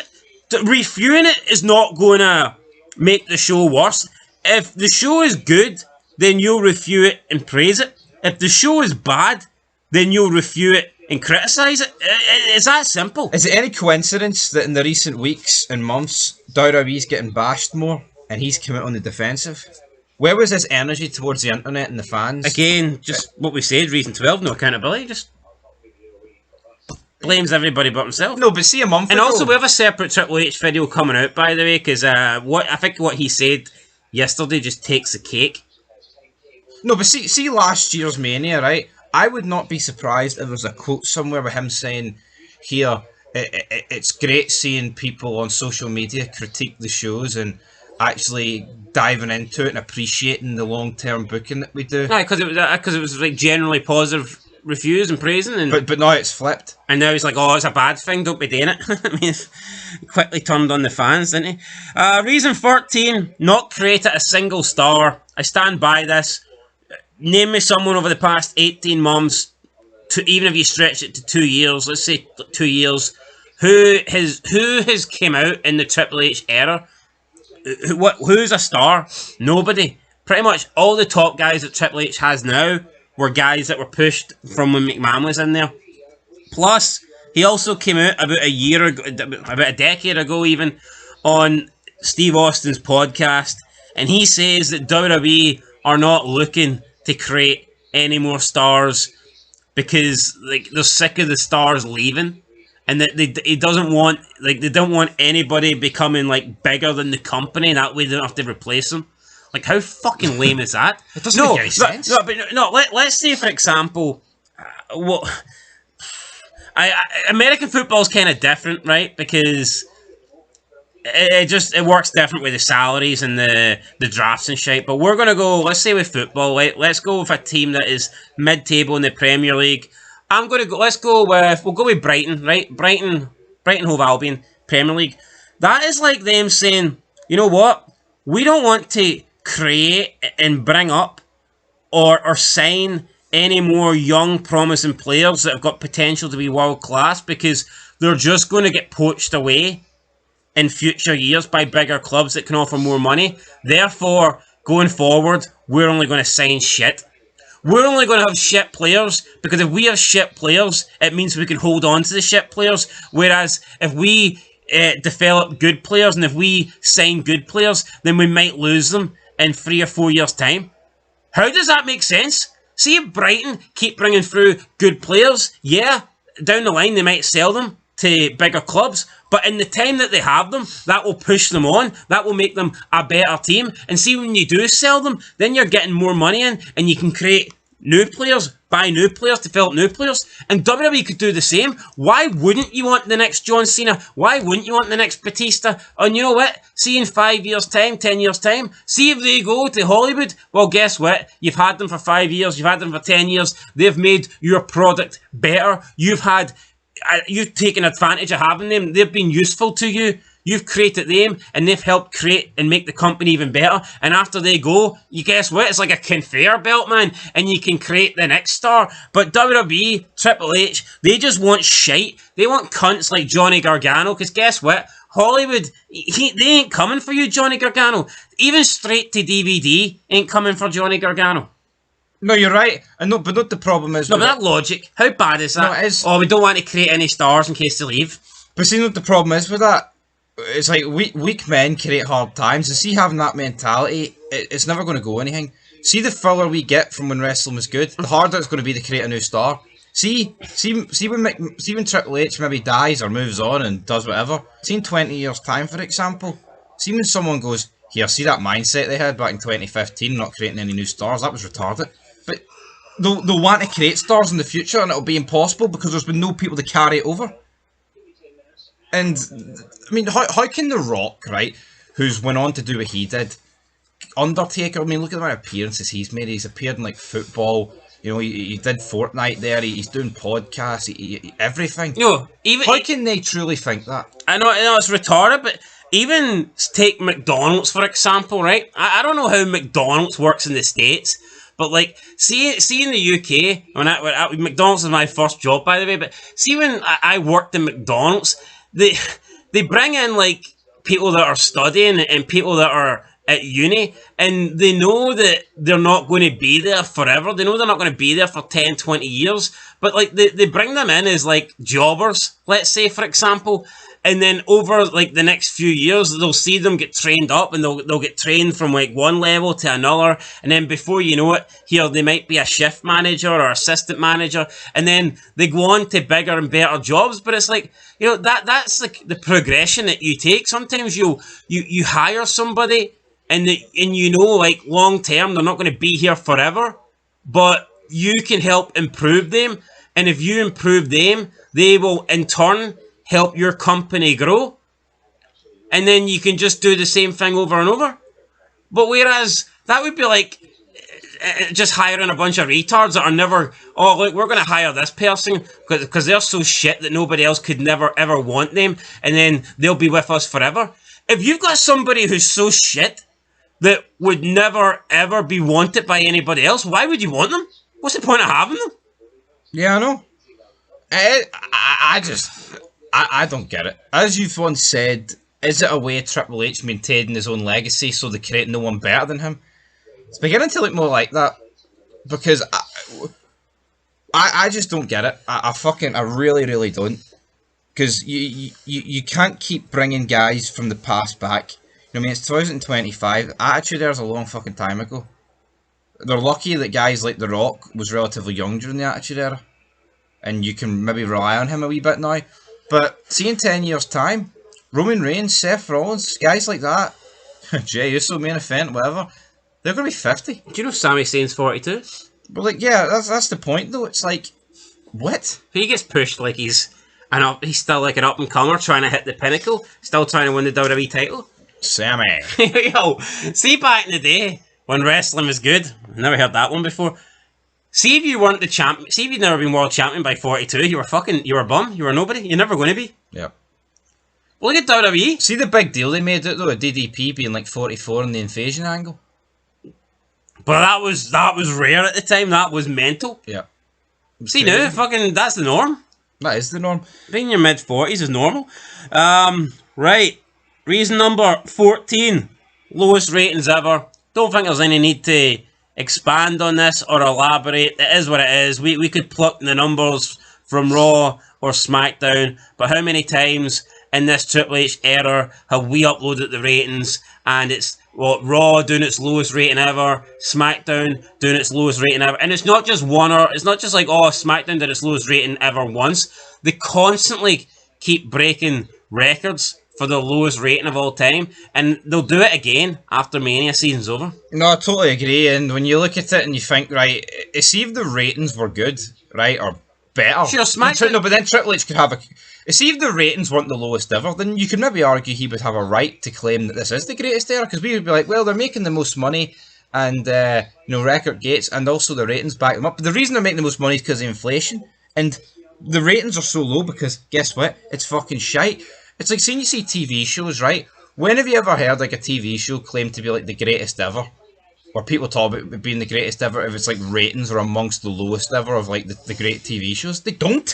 Because the good TV shows get good fucking ratings, and this doesn't. The ratings do not lie. And see the people that say the ratings don't matter, they're just the marks. The indie fans. The ratings do matter. Ratings are a reflection on how good something is. Yeah. It's very rare that something will be rated shit, but it's actually very good, or something will get high ratings and it sucks. You know, it's very rare that fucking happens. I mean, it's like normally you don't even have to like it, but like with musical artists, like the people that have millions and millions of views, they tend to be the stars. You know what I mean? They're the people that are at the top of the game or whatever, whether you like it or not. And that the wrestling's not at the top of their game because the numbers are at an all-time low.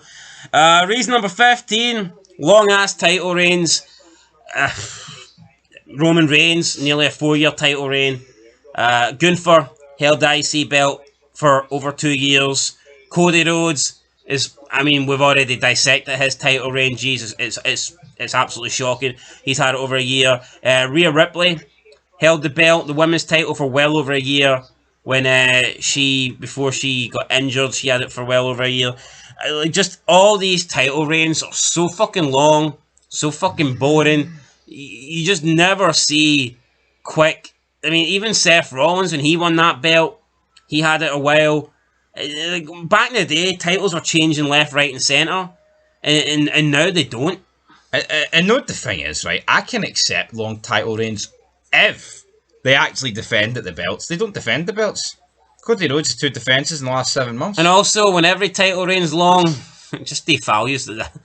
Like, honestly, see Roman Reigns, it was a long title reign, but you're getting to the point where during his reign, Gunther was at 2 years and Rhea was over a year. Yep. No, and to me, that takes away from his long title reign.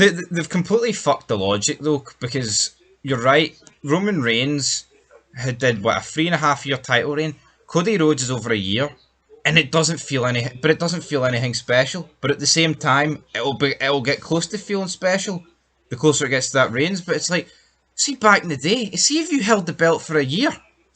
You were. Cena's title reigns were like 7-8 months, and people say, "Oh fuck, he's never going to lose it." And defending it at least once a month.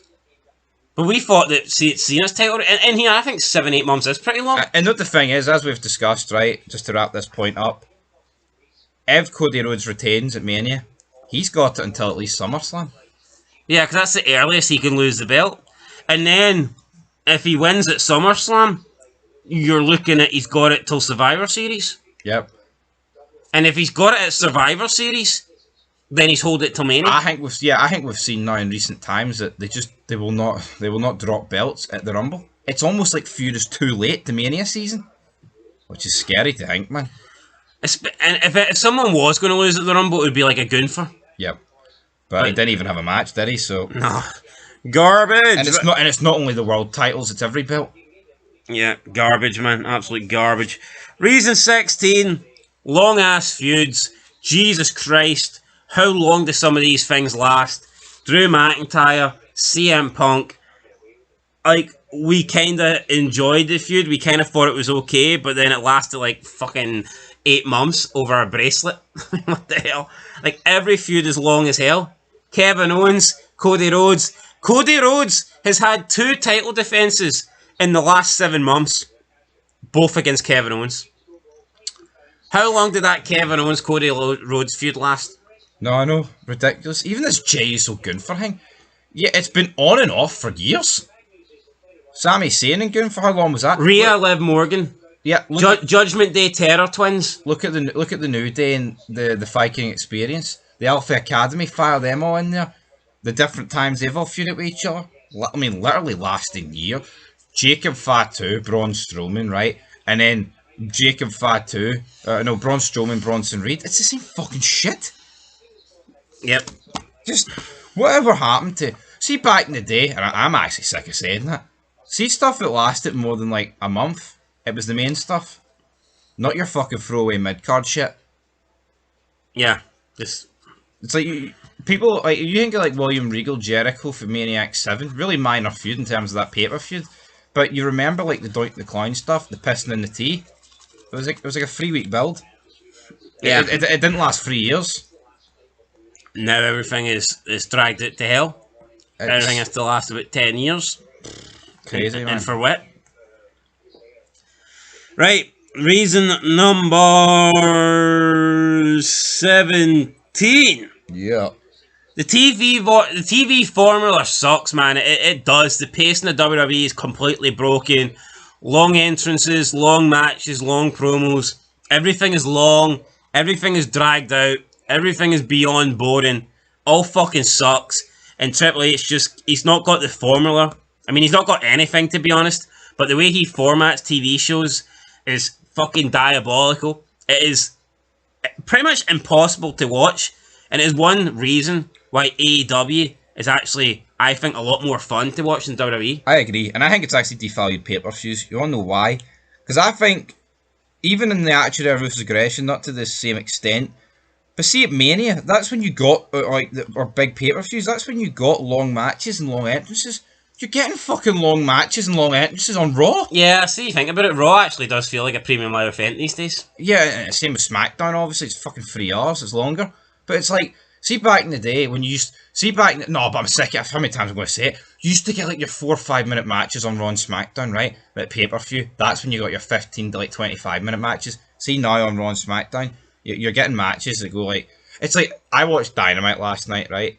Last night, 2 matches during the first hour, and that was it, with the MJF segment towards the end of the hour. Is that good enough? No. Like, the Mercedes Moné Fina lasted 27 minutes, I think, from like entrances to the end, and then the match after that, yeah, but the thing is up that, to like 53 minutes. but I'd say that's rare with AEW. Yeah, it's like that time they had Ospreay versus MJF. And that one match lasted like the first hour and 15 minutes.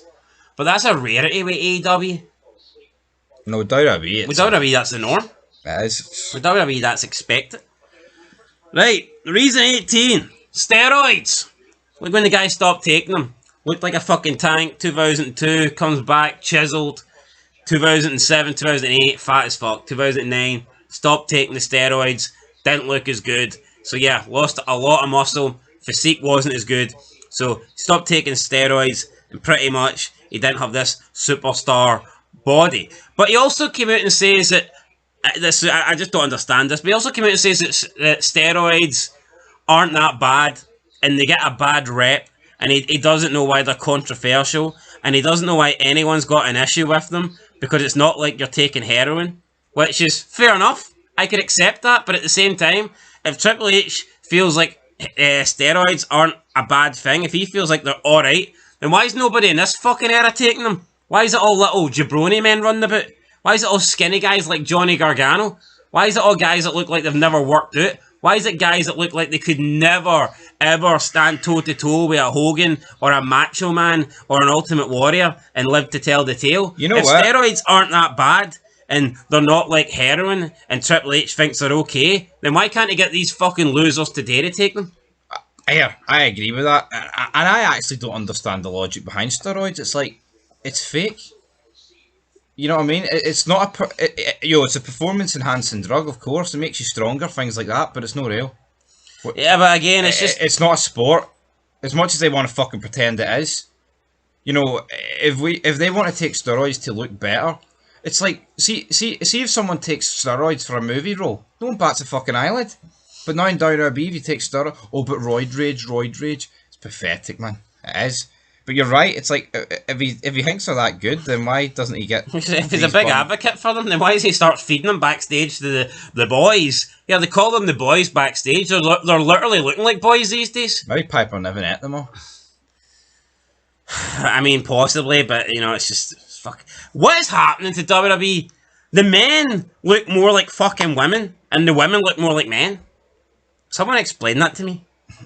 Where did it all go It's wrong? not by accident, it's by design.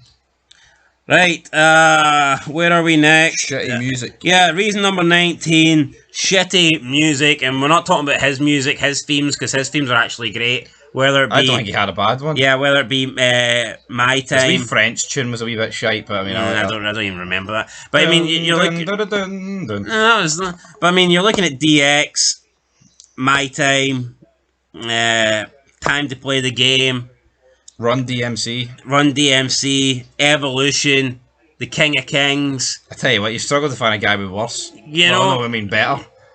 it's all great songs, right? Cannot deny that, will not deny that. Triple H, his themes are great, but the pay-per-view, the premium live events, the Raws, the SmackDowns, those themes fucking suck. Now, we were always told that we got shitty music because of McMahon, which makes no sense to me because McMahon was in charge when we got great music back in the day. Yep. It's not like Triple H was deciding, oh, we're going to bring Saliva in or Limp Bizkit for WrestleMania.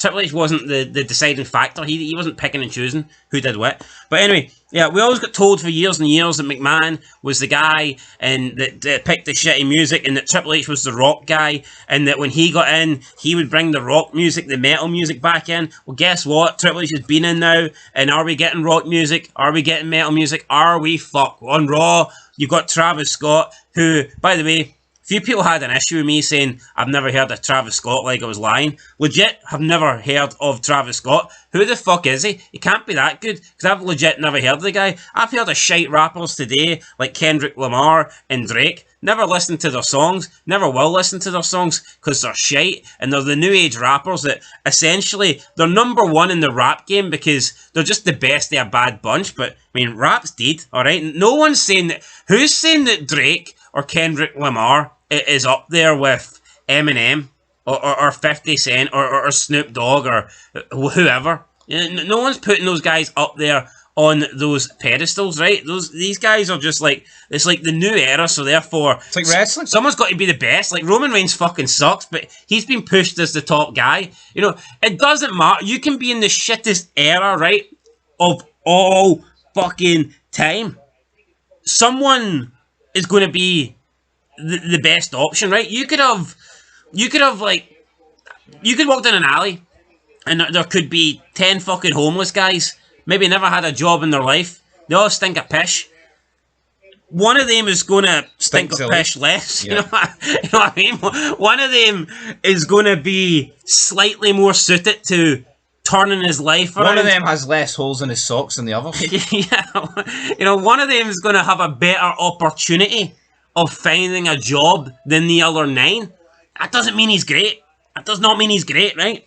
And that's exactly how I feel about Drake and Kendrick Lamar, right? They're just the guys that are at the top.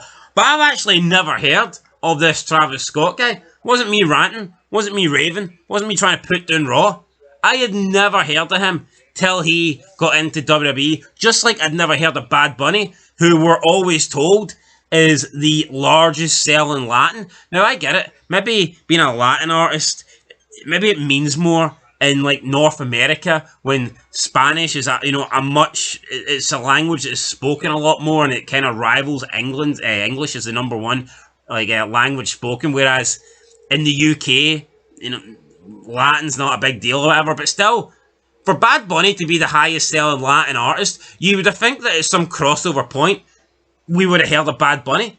But my first ever experience hearing about Bad Bunny was, oh, here's a guy coming in to do a theme song, and he's Damien Priest's friend.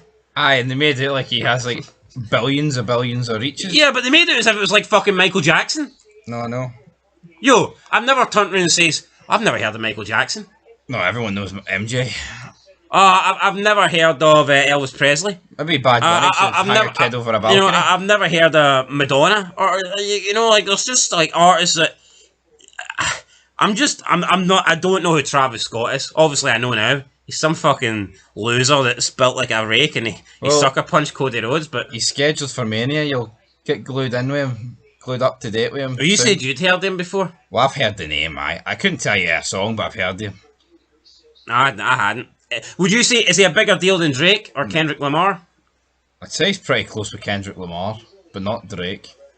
I can't stand any of them. But then I don't know. I'm not familiar with that song. Alright, but even like from the female standpoint, I've heard of Megan Thee Stallion. I've heard of Cardi B. I've never heard of Travis Scott. What level is he near? Is he near them, or? I'd say he wouldn't be a million miles off, but he's still far off. Point is, right? What, is he like a Beyonce or no? He's a nowhere near Shakira? that. No. What level is he on? Because I've never heard of it. But let's just wrap this up. Anyway, shitty music. Rap music's never suited wrestling. The Weeknd. I'd never heard of The Weeknd. Aye, they're shite. Why are they doing another Mania? I had never heard of The Weeknd until they got WrestleMania, and I don't know what. Is that not like they're actually rivaling? They're rivaling Roman Reigns for the most WrestleMania. If Roman Reigns has got like 9 Mania main events in a row, alright, he missed 35. But I mean, are The Weeknd not on like 6 in a row? Wrestling has never suited rap music or the shitey Weekend, whatever. I mean, it needs to be rock. It needs to be like fast-paced rock. That's what it needs to be. Is The Weeknd not like 6 Manias in a row now? I think so. See, rap music in wrestling, I think it works as like a character's theme song or a gimmick, but it doesn't suit like promo packages and music videos. It doesn't. But look at Raw, the Union Underground across the nation. Marilyn Manson, the Beautiful People. That one we've got now. 1, 2, 3, 4. It's just so boring. Like Papa Roach, To Be Loved. You know, there's like it's fast-paced songs. You know, there's like so many fucking good songs that we used to get, man. And that song on Raw now, man, doing it. bang, bang, bang. Travis Scott, isn't it? It's shite. Right, let's move on. It's fucking bogging. No, hold on. What was the last... When do you think the Raw theme went to shit? I'm trying to think. I mean, I know they went from... I like the Papa one... Roach. They went from Papa Roach to Beloved, and then they went to Nickelback, Burn It to the Ground, which I thought was more of like a... I sounded more like a ballad, didn't it? I don't think that was a good choice, but it was like a decent song. I just don't think it really suited Monday Night Raw. Yeah, I would agree. And then they went to... I wouldn't say many Nickelback songs would have suited Raw, though. And then after that, they went... Was it Tonight's the Night? Yeah. And then after that, it was... 20 to 1? It's 20 to 1, and you better run. I actually like that one. No, but hold on. So after Nickelback, you had Tonight is the Night, which I didn't like, but I think it was okay. Tonight's the night. Oh, crown, I was alright. But that stuff's better. Well, what was before? What was before Travis Scott? I don't know. I gotta be the greatest of all time. Born for Greatness? It might be that one, aye. I can tell you who sings that, though. Papa Roach. That's a shite Papa Roach song, isn't Wait, it? did they not have a Skillet song? Skillet not do a Raw song? I can't really think, man. I think Skillet did a Raw... The thing is, see Raw, see the late teens. I think Raw went through a period where it did change it up every 6 months. Aye. They couldn't really find anything that fit. I like the 20 to 1 one because with it starting in the UK, I think it made a wee bit of sense. Aye, because you're looking up at the clock, it's 20 to 1, and you're thinking, fuck, 20 minutes, Raw's coming on. Aye, See now, you look up, 20 to run to bed. Cover your eyes. Find help. Raw's coming on. Anyway, music sucks. See, why can't Triple H just get one of his theme songs and play that? I know, honestly. Right, number 20, slightly heading in towards his career here as a wrestler. Number 20, he buried Mick Foley, and this is sick because he never had a positive or nice thing to say about Mick Foley. He buried him in a sense that every time they had a match, he won. He pretty much retired him. And the thing is, Mick Foley put Triple H on the map. It was Mick Foley that took Triple H's career to the next level. He fucking retired each one of his gimmicks. You think about it, right? Yeah, Triple H was beginning to get pushed into the main event scene, but it was Mick Foley that made Triple H. The matches that Triple H had with Mick Foley, that is the ones that cemented Triple H as the top guy. And he's always bashed Mick Foley. Yep. He's never given Mick Foley any credit. Basically, kind of says that Mick Foley's like a stunt guy, like Ric Flair says. But, I mean, Bret Hart would probably say that Mick Foley's had more matches above a 4 out of 10. So, Triple H is something that rhymes with stunt, I'll tell him that.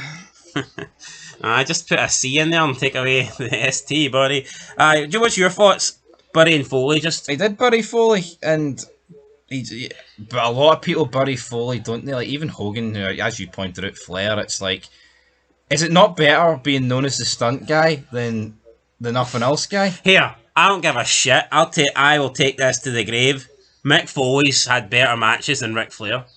Well, fucking absolutely. I just think with Mick Foley, though... It's hardcore aside, Mick Foley's underrated. It's like Mick Foley could have just did wrestling, right? And he would have been nowhere near as good. But the reality is, why...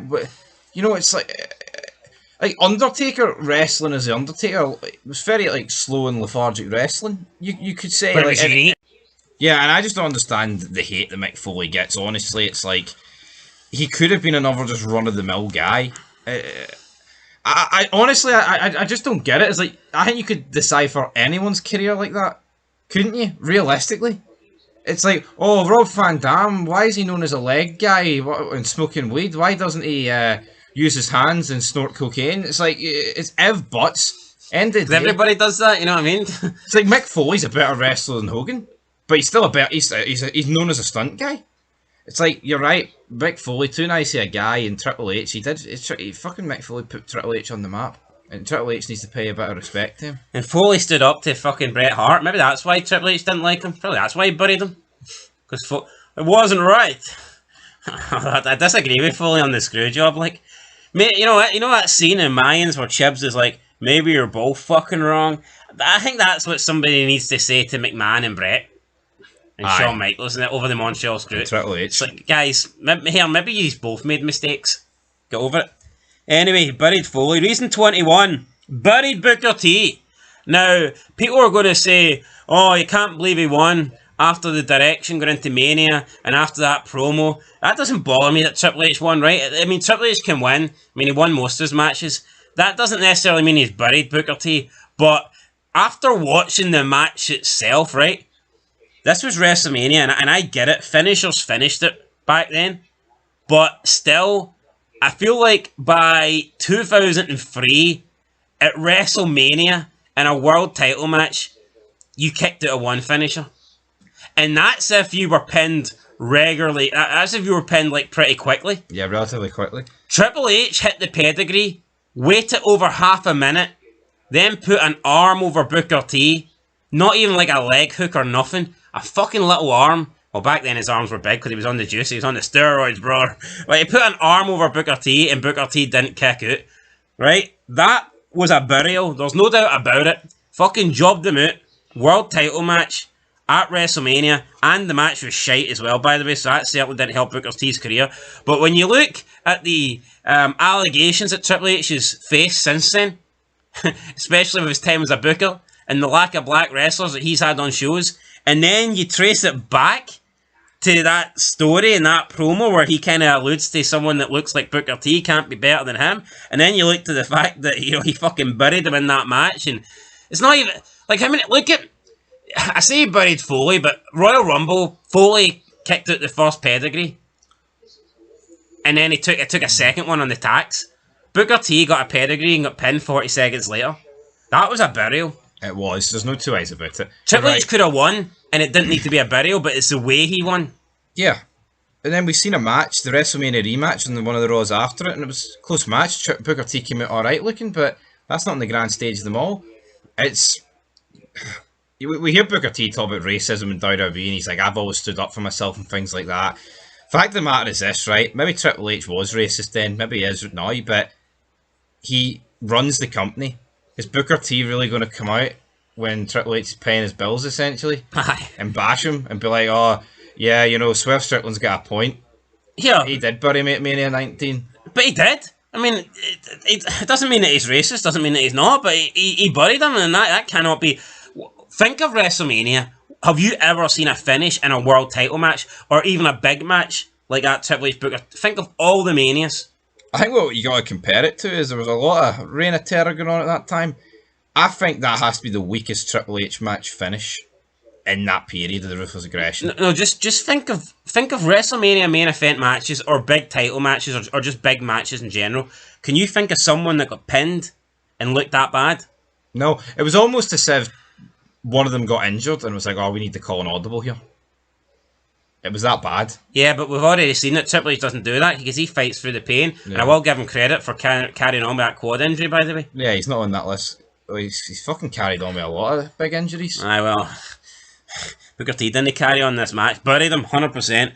Reason number 22. He buried Sting.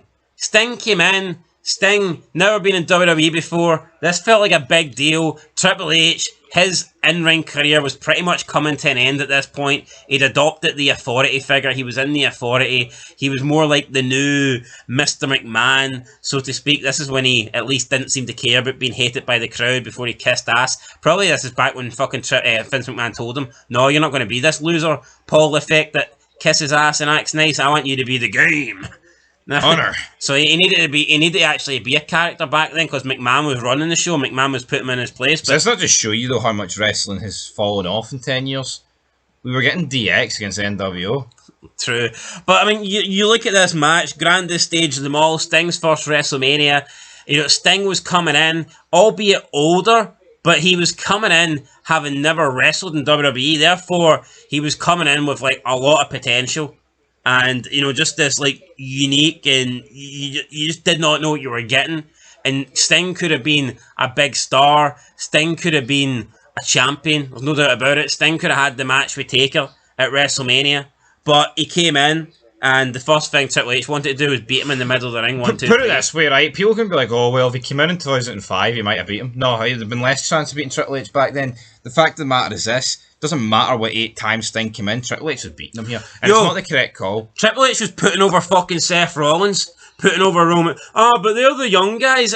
Aye, well, fucking Sting's fresh and he's a fucking icon. Yep.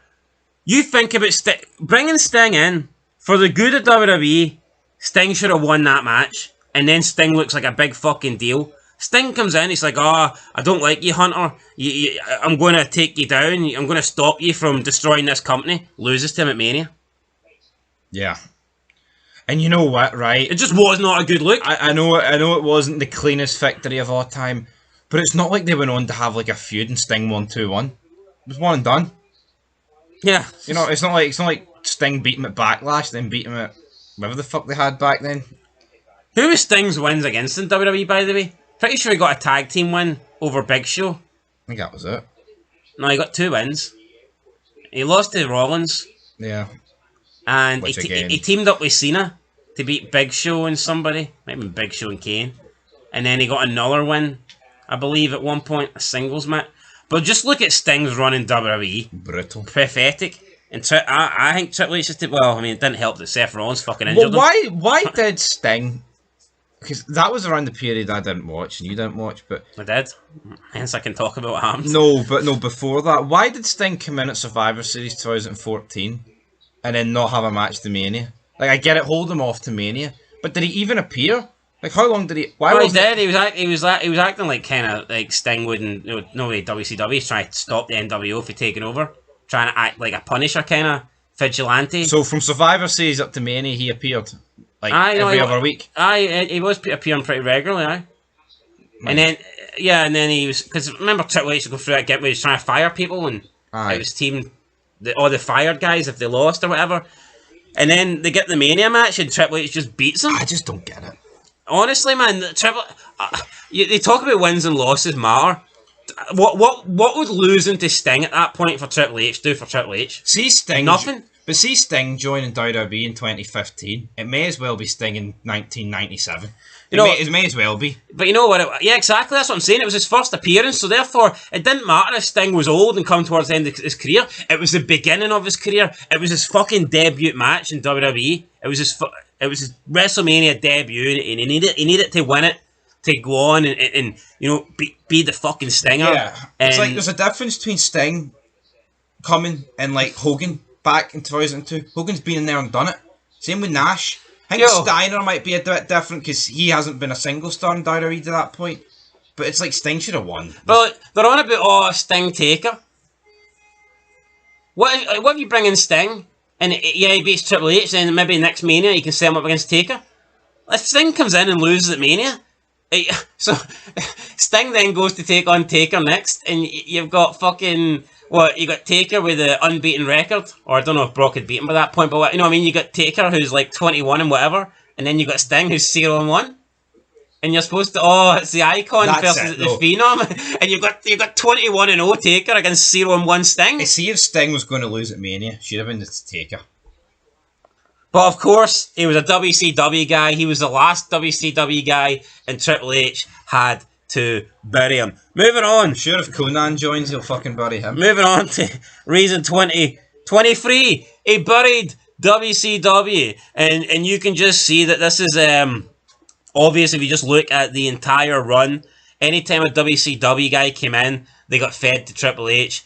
Goldberg might have beat him, but overall, Goldberg lost the belt straight back. Look, Goldberg comes in, Rock puts him over, Jericho puts him over, Shawn Michaels puts him over. Christian. All these guys lose to Goldberg, but Triple H, he can't put him over. Even when he does lose the belt, Tim wins it back like the next month.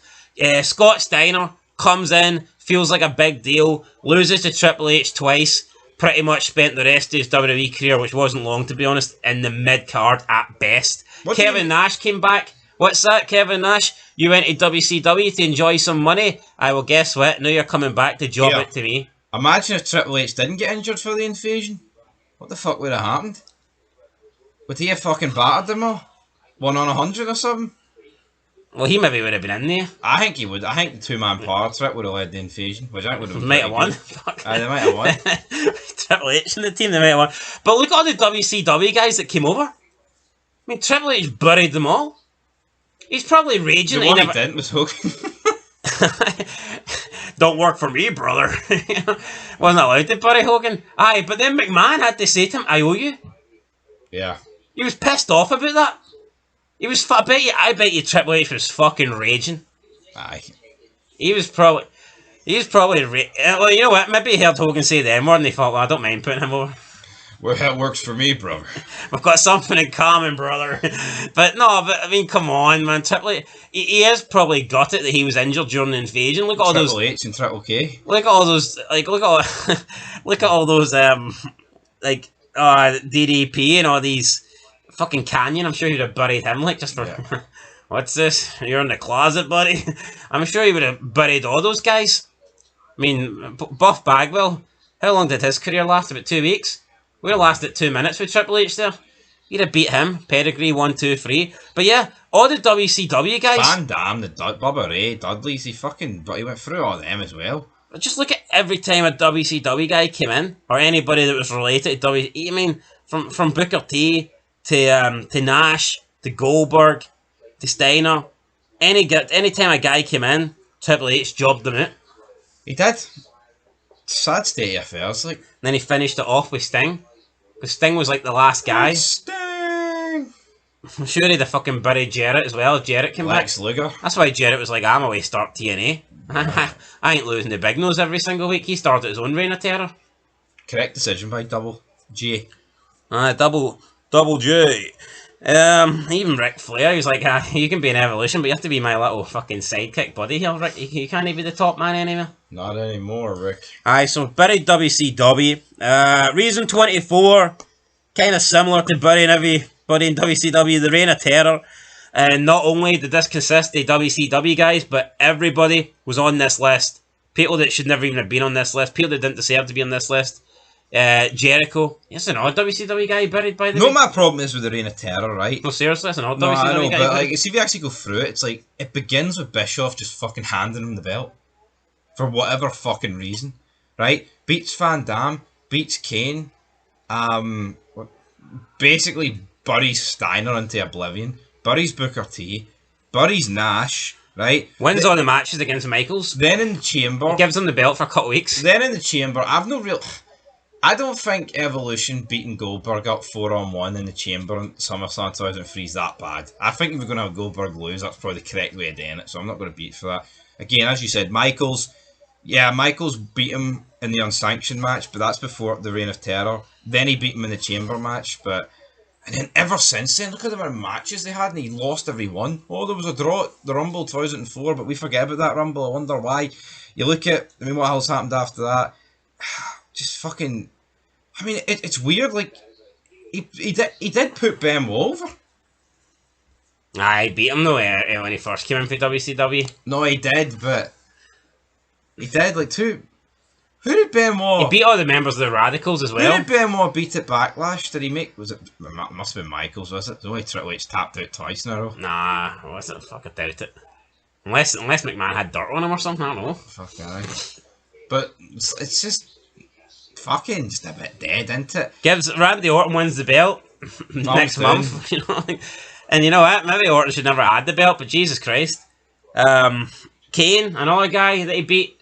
Kane, best run of his career. I don't care what people say. Oh no, I got masked Kane. Nah, 2003, unmasked Kane. That for me is the best version of Kane that we've ever seen because the guy was shown great character, great promos, arguably the best facial expressions I think we've ever seen in wrestling.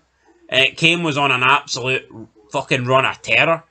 And I don't mean like holding the company hostage, I mean just destroying people.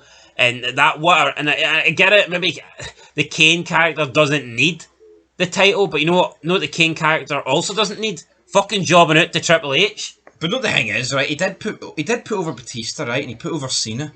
But it's like, could he not have also helped, as you've said, put over Kane a bit more? And especially Van Damme. I think, see how over Van Damme was in 2001 going into 2002? Gets the match Unforgiven, and then it's like, I'm not saying he needs to beat Triple H in the first one, but Van Damme could have definitely been world champion before 2006. Like, Van Damme's better than Benoit and Guerrero, is what the fucking is. Yeah, Van Damme's popularity died down by 2006. And honestly, I think without I'm confident without the ECW revival, Van Dam wouldn't have been a world champion. Absolutely. Because I think by 2006, he'd just been kind of, his popularity went down, and he was almost seen as a mid-card guy. Yeah. I think Van Damme, even in 2003, like, I mean, he has the wee thing when Kane turns heel and rips the mask off, but that's about it for Van Damme after that. See, during the invasion, Van Dam was like the most popular guy there. Yeah. It was actually mental how popular RVD was. Anyway, Triple H, Reign of Terror, buries everyone. And finally, reason 25, the curtain call. Because you know what?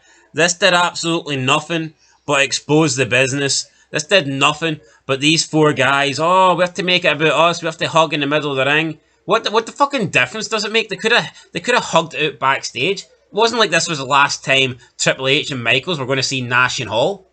I mean, they could have did this backstage. But they could have went out for drinks, but they had to do it in the middle of the ring, almost like a fuck you to McMahon, and then it led to Triple H getting fucked for the next year, so get it up. By Triple H's own fucking logic, right? This right here... Went into business for himself. This right here, him talking about it now, does the same damage as when he did it then. Based off the... Well, when old timers talk about what they did in the past, it's the same as breaking kayfabe now. Ridiculous. Here, I'll tell you what, right? As much as I think it did ruin the business to a degree, without it, Austin wouldn't have won King of the Ring 96, and fuck knows what would have happened. Alright, maybe it's the best thing Triple H ever done then. Maybe. Bonus reason number 26, he's got a big fucking snout. Aye. His nose is the only thing bigger than his ego. Bigger than 25 reasons, that's why. It is, aye. And anyway, guys, I think that's where we're going to end it. Bonus reason number 2, WrestleMania's going to fucking suck. He's killed it. Yeah. Anyway, guys, that's it. Over an hour-long video. Hope you enjoy it. Let us know what you think down below, and we'll catch you in the next one. Till then, peace. Roman Reigns, the head of the table, the tribal chief, the big dog, is set to return. But in my eyes, this is a dog that needs put down. Welcome back, guys, to Fog Wrestling. Roman Reigns is set to return after taking about another 10 years off after WrestleMania. Roman Reigns is coming back, and he's not coming back as the Roman Reigns that we know. He's no longer the tribal chief. He's no longer the original tribal chief or your tribal chief. In fact, he's coming back with a brand new moniker. And basically, it's just the same old rehashed shite. YTC1. That has to be the worst name I've ever heard in my puff. OTC1. Well, YTC, OTC, I mean, does it really matter? Name me a wrestler that ever got over with the name 1 at the end of them. Negative one. Aye, negative one. That rock star. No, fuck Roman Reigns, right? We've no went in hard enough on this guy. He's an absolute fucking jabroni of the highest caliber. Look at Paul Heyman. Oh, he's the single highest box office drawing attraction. What did we hear him? What did that shite did he spew about Rollins on Raw? Pretty much the exact same thing. It's just fucking words. There's nothing to back up. How the fuck can Paul Heyman say that when Roman Reigns was standing next to The Rock last year? The legit box office #1. Yeah, I was going to say that maybe if wrestling only started in 2019, maybe Paul Heyman could make that claim, but you're right. The Rock's back, Cena's still there, so it's like, I mean... Batista exists? Well, I mean, he's no longer there, is he? Aye, but he's a WWE guy, isn't he? Yeah, but if... Well, 2019, that's Batista's last match against Triple H, so... Shut up. Give me what I want! Give me what I want! You know what I mean? Anyway, less about Batista. I know a lot of people on this channel don't like him, but fuck Roman Reigns. He's a jobber, man. He is. See the amount of people that mark out for this guy and pretend that he's good. Yeah. Oh, he moves his jaw. He does this. The Fox ratings were pish, right? He comes back now and they're shite. See if Roman Reigns was that good, he is under contract. See the ratings, 1.1 on SmackDown, 2.5 million on Raw. What the fuck's he doing? Oh, he's filming Street Fighter. What's he been doing since Mania? Twiddling his thumbs. If he was that good, he'd be back. It's not like with Cena, who is legitimately busy. He is a movie star. He is Hollywood. He is making movies. Same with The Rock. Yeah, this guy just got casted for... I mean, he plays like a minuscule part. He gets these tiny fucking roles. Let's not pretend that he's like this A-list main event movie star. Well, he's not. I know he's not. But my point is, with Rock and Cena, at least they are. Roman Reigns is a diddy, man. And in the oddities list, at least Kurgan, right? Kurgan, that guy, he was in the strain. He played the master. Well, what's Roman Reigns did? He was The Rock's fucking shitey sidekick in Hobbs and Shaw, Fast and Furious, which, fun fact, is known as the worst Fast and Furious movie, by the way. He didn't even say one line in it. He just stood there, looking retarded, moving his jaw about. Where have we seen that before? Oh, aye, for fucking 4 years during his title reign. He could maybe play Jason Momoa's stunt double, I guess, from a distance. I mean, that's maybe the only thing he's got going for him. But yeah, obviously on Raw, Paul Heyman said that Roman Reigns doesn't have the balls to step up to Seth. Wow. I mean, what kind of throwaway comment is that, by the way, for Paul Heyman? Just a needless throwaway dumb that's got nothing. It means nothing. Yeah, because we all know the real reason. It's not like Seth Rollins put Roman Reigns in a coma, and he's like, he doesn't have the balls. Oh, how can he say that? You know what he did to him. Roman Reigns is sitting there at home collecting a fucking paycheck. That's the reality. That's the truth we know. See, back in the day, man, they'd have writ something clever in, but no, he doesn't have the... No, remember, though, the heels used to say stuff like that when the face couldn't do something. Like, say there was a clause, like, here, there's a no physical contact clause, and then you got Triple H in Austin's face saying stuff to him, and Austin couldn't do anything. Cool stuff was innovated back in the day. See this, man? Roman Reigns is sitting... He doesn't even... I mean, I was going to say, he's sitting there watching Raw. He's not even watching Raw. He's sitting there... Do you blame him? No, I don't blame him. He's not part of the 2.5. Sadly, we are for a fucking reason. WrestleFoot said the following. They said, quote, "With his return drawing closer, we're told the moniker OTC1 or Tribal Chief 1 is the leading idea for how Roman Reigns will be presented upon his return to TV. Sources continue to indicate Reigns is slated for SummerSlam at MetLife Stadium."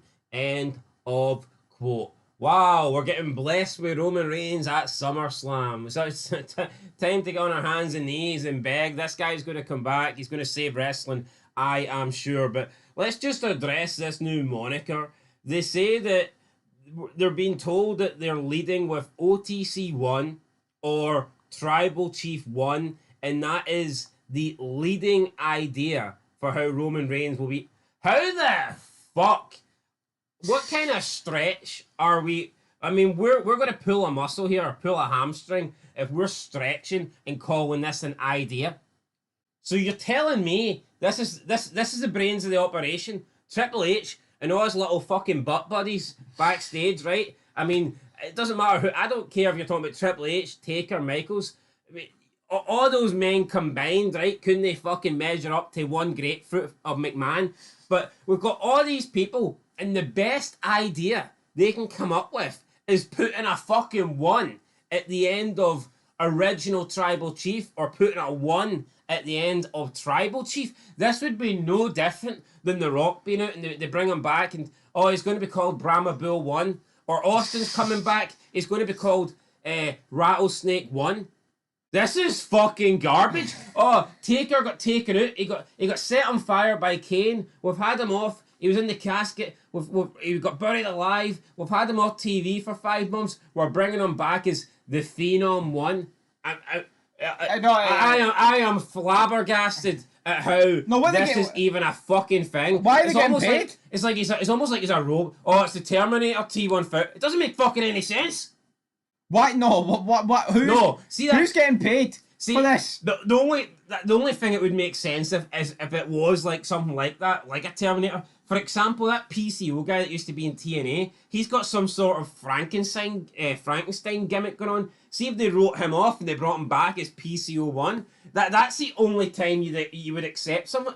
But even then, if someone's number 1, you don't need to... Number 1? No, but you wouldn't call him it because you're all... Number 1 is the original version. Yeah, you want to think of a name change, right, that just increased like one letter or one number? The Goodfather. The Godfather to the Goodfather. That's amazing. That is great. Whoever came up with that deserves all the money in the world. Deserves a medal, and it was probably McMahon. No, honestly, see Triple H's creative team. Does he just go... Do they just spin the wheel and whatever fucking special school it lands on they go to? No, but creative knowledge. Why would he be called 1? It doesn't make any sense. 1 cornetto. No, but if you're the original, then you're already number 1. Number 1, I know. Would this not make more sense if he was the second coming, or if he was like the second guy to come up with the Tribal Chief thing? Like, would it not be more sense if Solo Sikoa was going with OTC 2? Original Tribal Chief 2, because he's the second original Tribal Chief. Not that I'm saying that's good, but I'm just talking about from purely from a making sense standpoint. How the fuck does it make sense for the guy that is the original Tribal Chief to just put a 1 in front of his name? If you're the original guy, then you're the number 1 guy. You're the number 1. Original is the number 1. So why do you need 1 at the end of it? Doesn't make any sense. No, I tell you what, man. It's like movies. See movies. Die Hard, Home Alone, Terminator. They're not known as Terminator 1. Movie. You only add a name when you get a fucking sequel. What's the sequel here? It's the same fucking guy. It's not a new tribal chief. It's the same fucker that has been stealing a wage, getting 15 million a year, turning up 6 times every 12 months. Most overrated guy in the wrestling bit. I think Cody Rhodes is better than this guy. I've got to say it, man. I think he rocks up to his job. No, see, I'm done. WWE's, I mean, it hit a breaking point a long time ago, but it's not just like a small minority, man. You look on Twitter, people are fucking giving up with Triple H left, right. I mean, the absolute bum boys, the bum boy brigade are giving up on Triple H.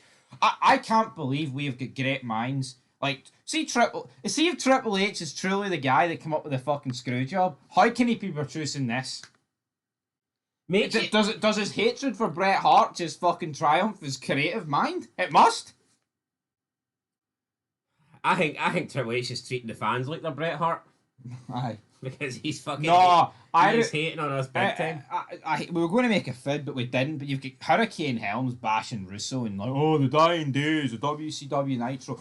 WCW Nitro in 2001, 2000 shits over this. You know why they went out of business? Because it was misrun and people fucking like Nash, that fucking stupid little bitch. Guys like him just fucking bled it for all the money it was worth. And you know what? That's Bischoff's fault and like Ted Turner and guys like that were just handing out guaranteed contract. But no, it really put out of business because fucking FKM, not Voodoo Kid Mafia, Vincent Kennedy McMahon's the man, and he created a fucking juggernaut and steamrolled them into the fucking ground.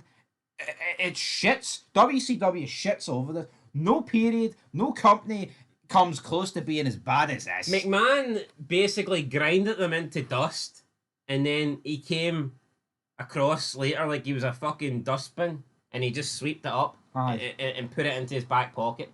I mean, he brought WCW down to the ground, down to the floor, and then he was like, I'll take what's left of that. Aye, and that's what he did. And literally that was it. This company that was smashing him and beating him 83 weeks, all out overpaying all the wrestlers, couldn't compete with him financially, and McMahon just chopped them down like a fucking lumberjack with an axe to a tree, just kept hitting away, and eventually timber! That tree comes falling down. He falls hard. And then McMahon comes and snaps off whatever branches he wanted. Oh, Booker T, I'll take him. DDP, I'll job the fuck out of him, but I'll take him. And that, the WCW library, I'll have some of that. So, I mean... NWO, I'm gonna inject some fucking poison, pal. You know what, he needs to inject some poison into this company. See Roman Reigns' biggest box at auction at a big... No, man, I'm fucking... I can't even get the words out. I'm fuming here. Biggest box office attraction this of all guy time. Has been... See if you actually look at the years, right, that Roman Reigns has been pushed, that is the downward trajectory this company's been in. 100%. Ever since, 2012, 13 to now. This guy is at the centre of it. The centrefold. Alongside a load of other jobbers, don't get me wrong, but he's crap, man. Oh, you can't have a Mount Rushmore without this guy. I wouldn't wipe my arse with this guy. He's pish. Look at the state. It's no need it. He is not necessary, man. See for 15 million a year, he should be on Raw and SmackDown working matches every single week. If he's on the Mount Rushmore, they should have aimed for that instead of the Twin Towers, because this guy deserves to get taken down a level. And with something that could stop a plane, it might be his jaw. I'll give him that. But anyway, he is the juggernaut. That's plenty. He's crap. I've had it up to here. The oddities are better, man. Give me Golga. Give me the insane clown posse over this fucking loser. Look, at least they could actually claim they were a part of segments that drew money. Bunch of jobbers, but yeah. Drew millions. Entertaining.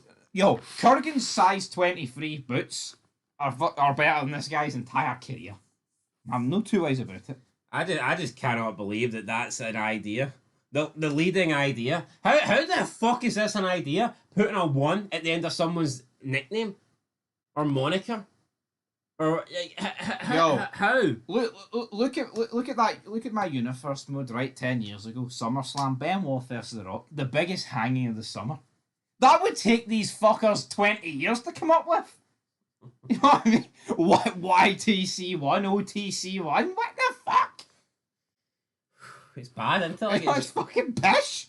And they're getting, yo, folks. See, no, but see Kevin Nash. He'll greet about the wealthy white 1%. What about these fuckers in WWE? They're getting millions for this. This is no different for Kenny Omega, right? Let's say Kenny Omega's injured, and he's finally coming back, and Tony Khan's like, we're leading with the idea to bring him back as the Cleaner One.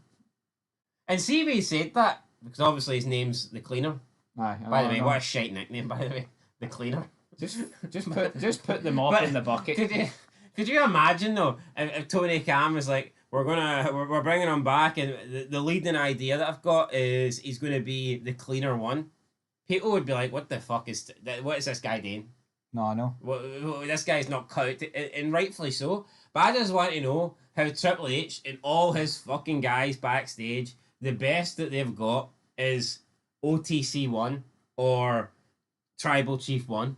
I mean, this is like, see when you see those absolute fucking mongoloid retarded bastards that are in the crowd doing the whole Jisoo thing. I don't care if they're 8, 16, 26 or 48 or whatever. It doesn't matter, right? They could be one day away from their deathbed. They're all retarded, right? You can just see all these people that are putting their hands up and down when Jisoo, right? They're all spastics, right? They will never amount to anything or achieve anything. But even those guys could achieve this new moniker name. Even those guys are smart enough to go, here, maybe we could put a 1 at the end of the OTC. This is not groundbreaking, you know. This is not like Einstein level. They're stealing a wage. I can't believe it's a comedy. It's a parody of its former self. Where is the innovation? Where is the creativity?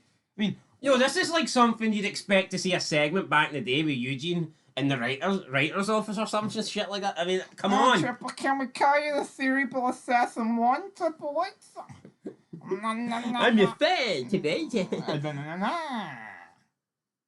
You're very mean, Triple H. Fucking bring Eugene back. What a guy. They don't bring him back. They don't like him because he's a trumper. He's a trumper, anyway. That's always proved he was retarded. How does it? Look at Eugene. You know what I mean? Guy made a bunch of money playing a spastic. Here, it's better. It's better to act retarded than be retarded. Yeah, Eugene made a lot of money pretending to be retarded. Look at all these fans spending a shitload of money to go to shows and just be retarded. So I mean, who's better? Eugene.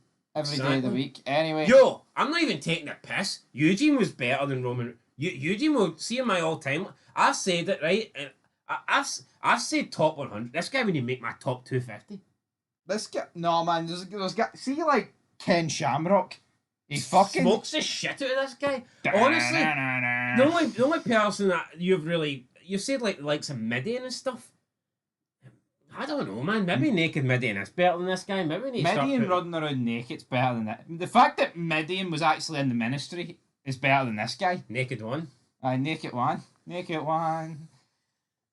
Anyway, guys, it's what the hell? It's awful. Yo, you can say we are taking the piss, right? We compare them to like Midian and Golga. I'm not taking the piss. I'd argue it's worse to I wouldn't argue. I would say it's worse to compare him to like guys like Taker. Yeah, I seen someone on Twitter today. They put up like the top 5 wrestlers of all time, and it was Austin, Cena, Taker, Michaels, and Roman Reigns. And then he was defending Roman Reigns, saying he tried to list all these reasons why Roman Reigns is better than Hulk Hogan, and it's like just fuck off. It says undoubtedly Roman Reigns is one of, if not the biggest draw and attraction in wrestling history. What are people smoking? If they honestly believe that, like what planet are these people on? They're certainly not planet Stasiak, brother. But Planet One. Tell you what, man, I had an ice bath before this video. I'm fucking fuming. I am seething. You think I'll jump back in it? I can't stand wrestling. It's for the lowest people. It's for the mongoloids. Well, don't hold back here. Let's just be honest. Those Jiu-Jitsu fans, what are they? Spastics. Custard bus riders. I mean, what do you want me to call them? I mean, honestly. Death Riders. No, I mean, they are windy lickers. You know, it's just... I don't know where we're going anymore. Licking Wendy's. I tell you what, man, I don't think this YouTube game's for me anymore, man. Everybody's just got... Nah, wrestling's just no it. It cannot be it. No, I watched the 5th of October, right, 1998, the other day. They were showing you the recap of the previous week, right? Listen to that. So, Taker and Kane breaking McMahon's leg and Austin coming out in the Zamboni happened on the same fucking Raw. And that's just two things. Then on the 5th of October, you had The Rock versus Taker in the main event, Shamrock versus Kane, Austin attacked McMahon in the hospital. You had D'Lo O'Brien defeating the X-Pac for the fucking European title. Another shit going on. You had Christian and Edge, like Edge finally confronting Christian about the Brood. I mean, all this shit. Why don't we bring D'Lo Brown back? We'll call him Chest Protector 1. No, man. Where does it fucking go from here? I can't believe... No, come on.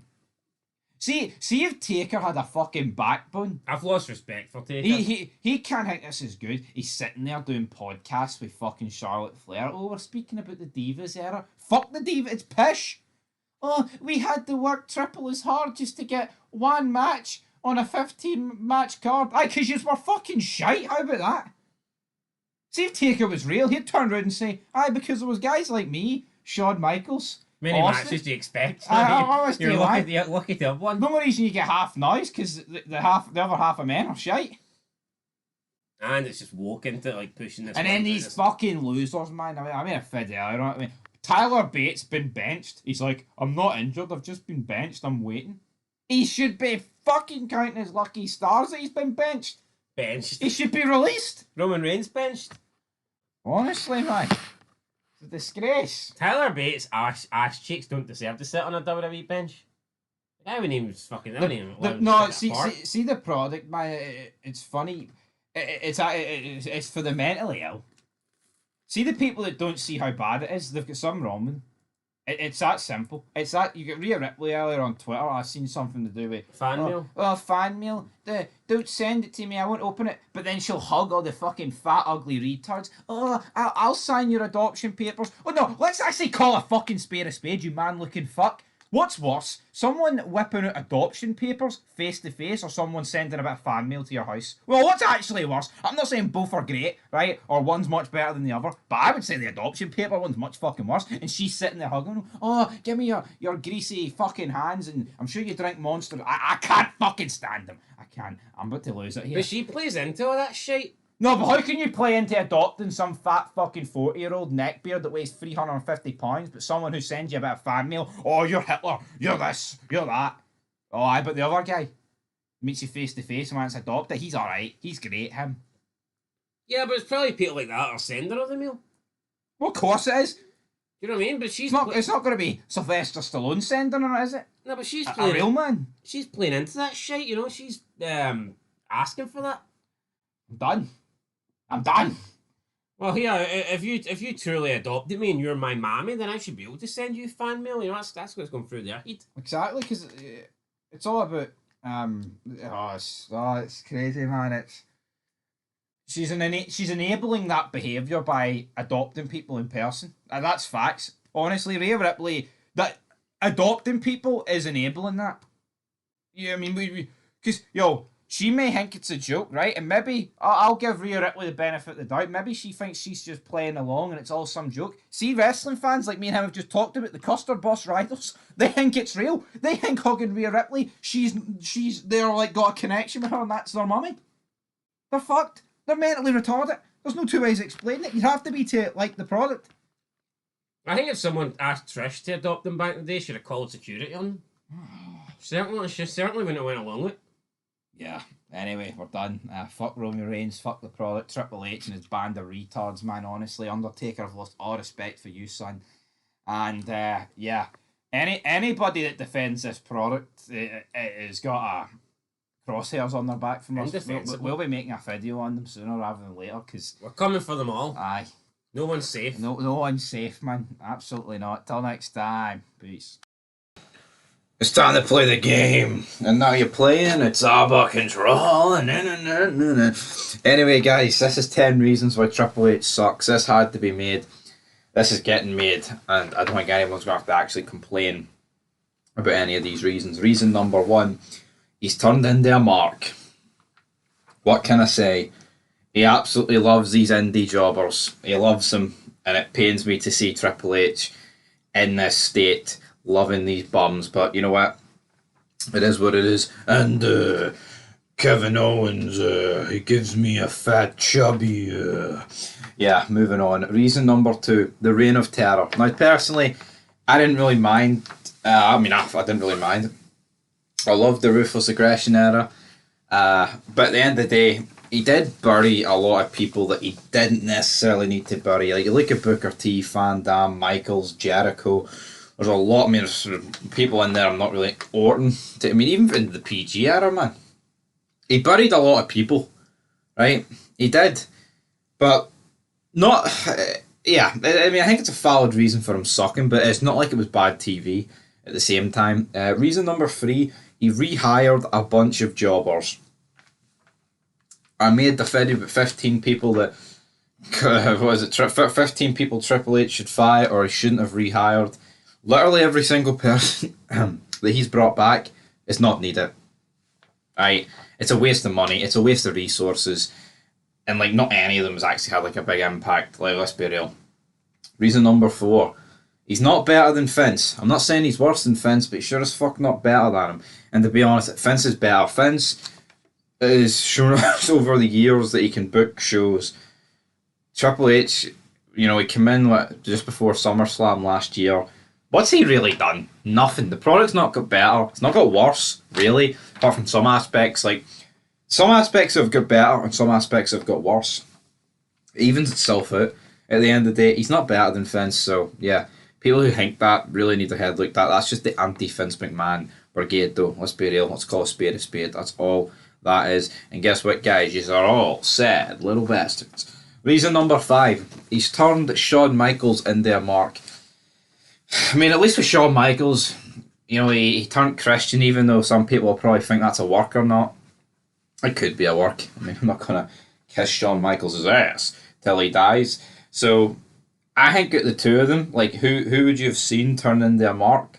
Probably Shawn Michaels, because he's a Christian, even though, like, being a Christian's got nothing to do with it, really. But Shawn Michaels knows what good wrestling is, and here he is, teaming up with Triple H, creating NXT, and it's just, damn, what is going on? Absolutely sucks. Reason number 6, he lets Stephanie wear the pants in the relationship. Absolutely. He buried his wife as well on live TV. Even a 747 looks small when it's flying into the Grand Canyon. Absolutely destroyed Stephanie. That's more of a reason why Triple H is great, because that is a fucking burial. You know what I talk about his reign of terror and how he buried people? No, that's burying your fucking wife, man. Absolutely. That's epic for Triple H. Reason number 7, and yeah, his promos. I have no real issues with his promos, right? I think he's a great mic worker, Triple H, and captivate an audience. But what is the I'm the game come on. Was that bit really necessary, Trips? Come on, damn it. Reason number 8, his movies suck. Now, to be fair, he's not really in that many movies, but you look at the movies that he has been in, just look at The Chaperone. Absolute pish. I need to say much more other than look at The Chaperone. Look at it. And it's weird, like, you feel like these wrestlers, like, it is like a TV show, it is like acting, so you feel like they would fit, like, flawlessly and easily into, like, movies and TV shows, but they don't, most of them, for the most part. Reason number 9, he's turning WWE into an indie fed. Absolutely. That's exactly what he's doing, guys. WWE is getting took over by absolute jobbers, and, like, Johnny Gargano, people like that. Now, with Vince coming back here, maybe that'll stop, but the part that he was away, Triple H had brought all these guys back. The Finn's team not good enough, and it's turning into like Flippy Fest. Even like with the super kicks the Usos are doing, you can clearly see that. And then reason 10, Vince McMahon must scare him, because all this talk about Vince McMahon, well surely right, if Vince McMahon is that bad for the business, how about Triple H puts on his jacket or puts on his old attire, whips out the fucking sledgehammer and the Terminator skulls and says, Vince, how about you just fuck off, mate, because I'm what's best for business. But no, what's he do? He's a shite bag, and he probably gets pegged by Finny Mac.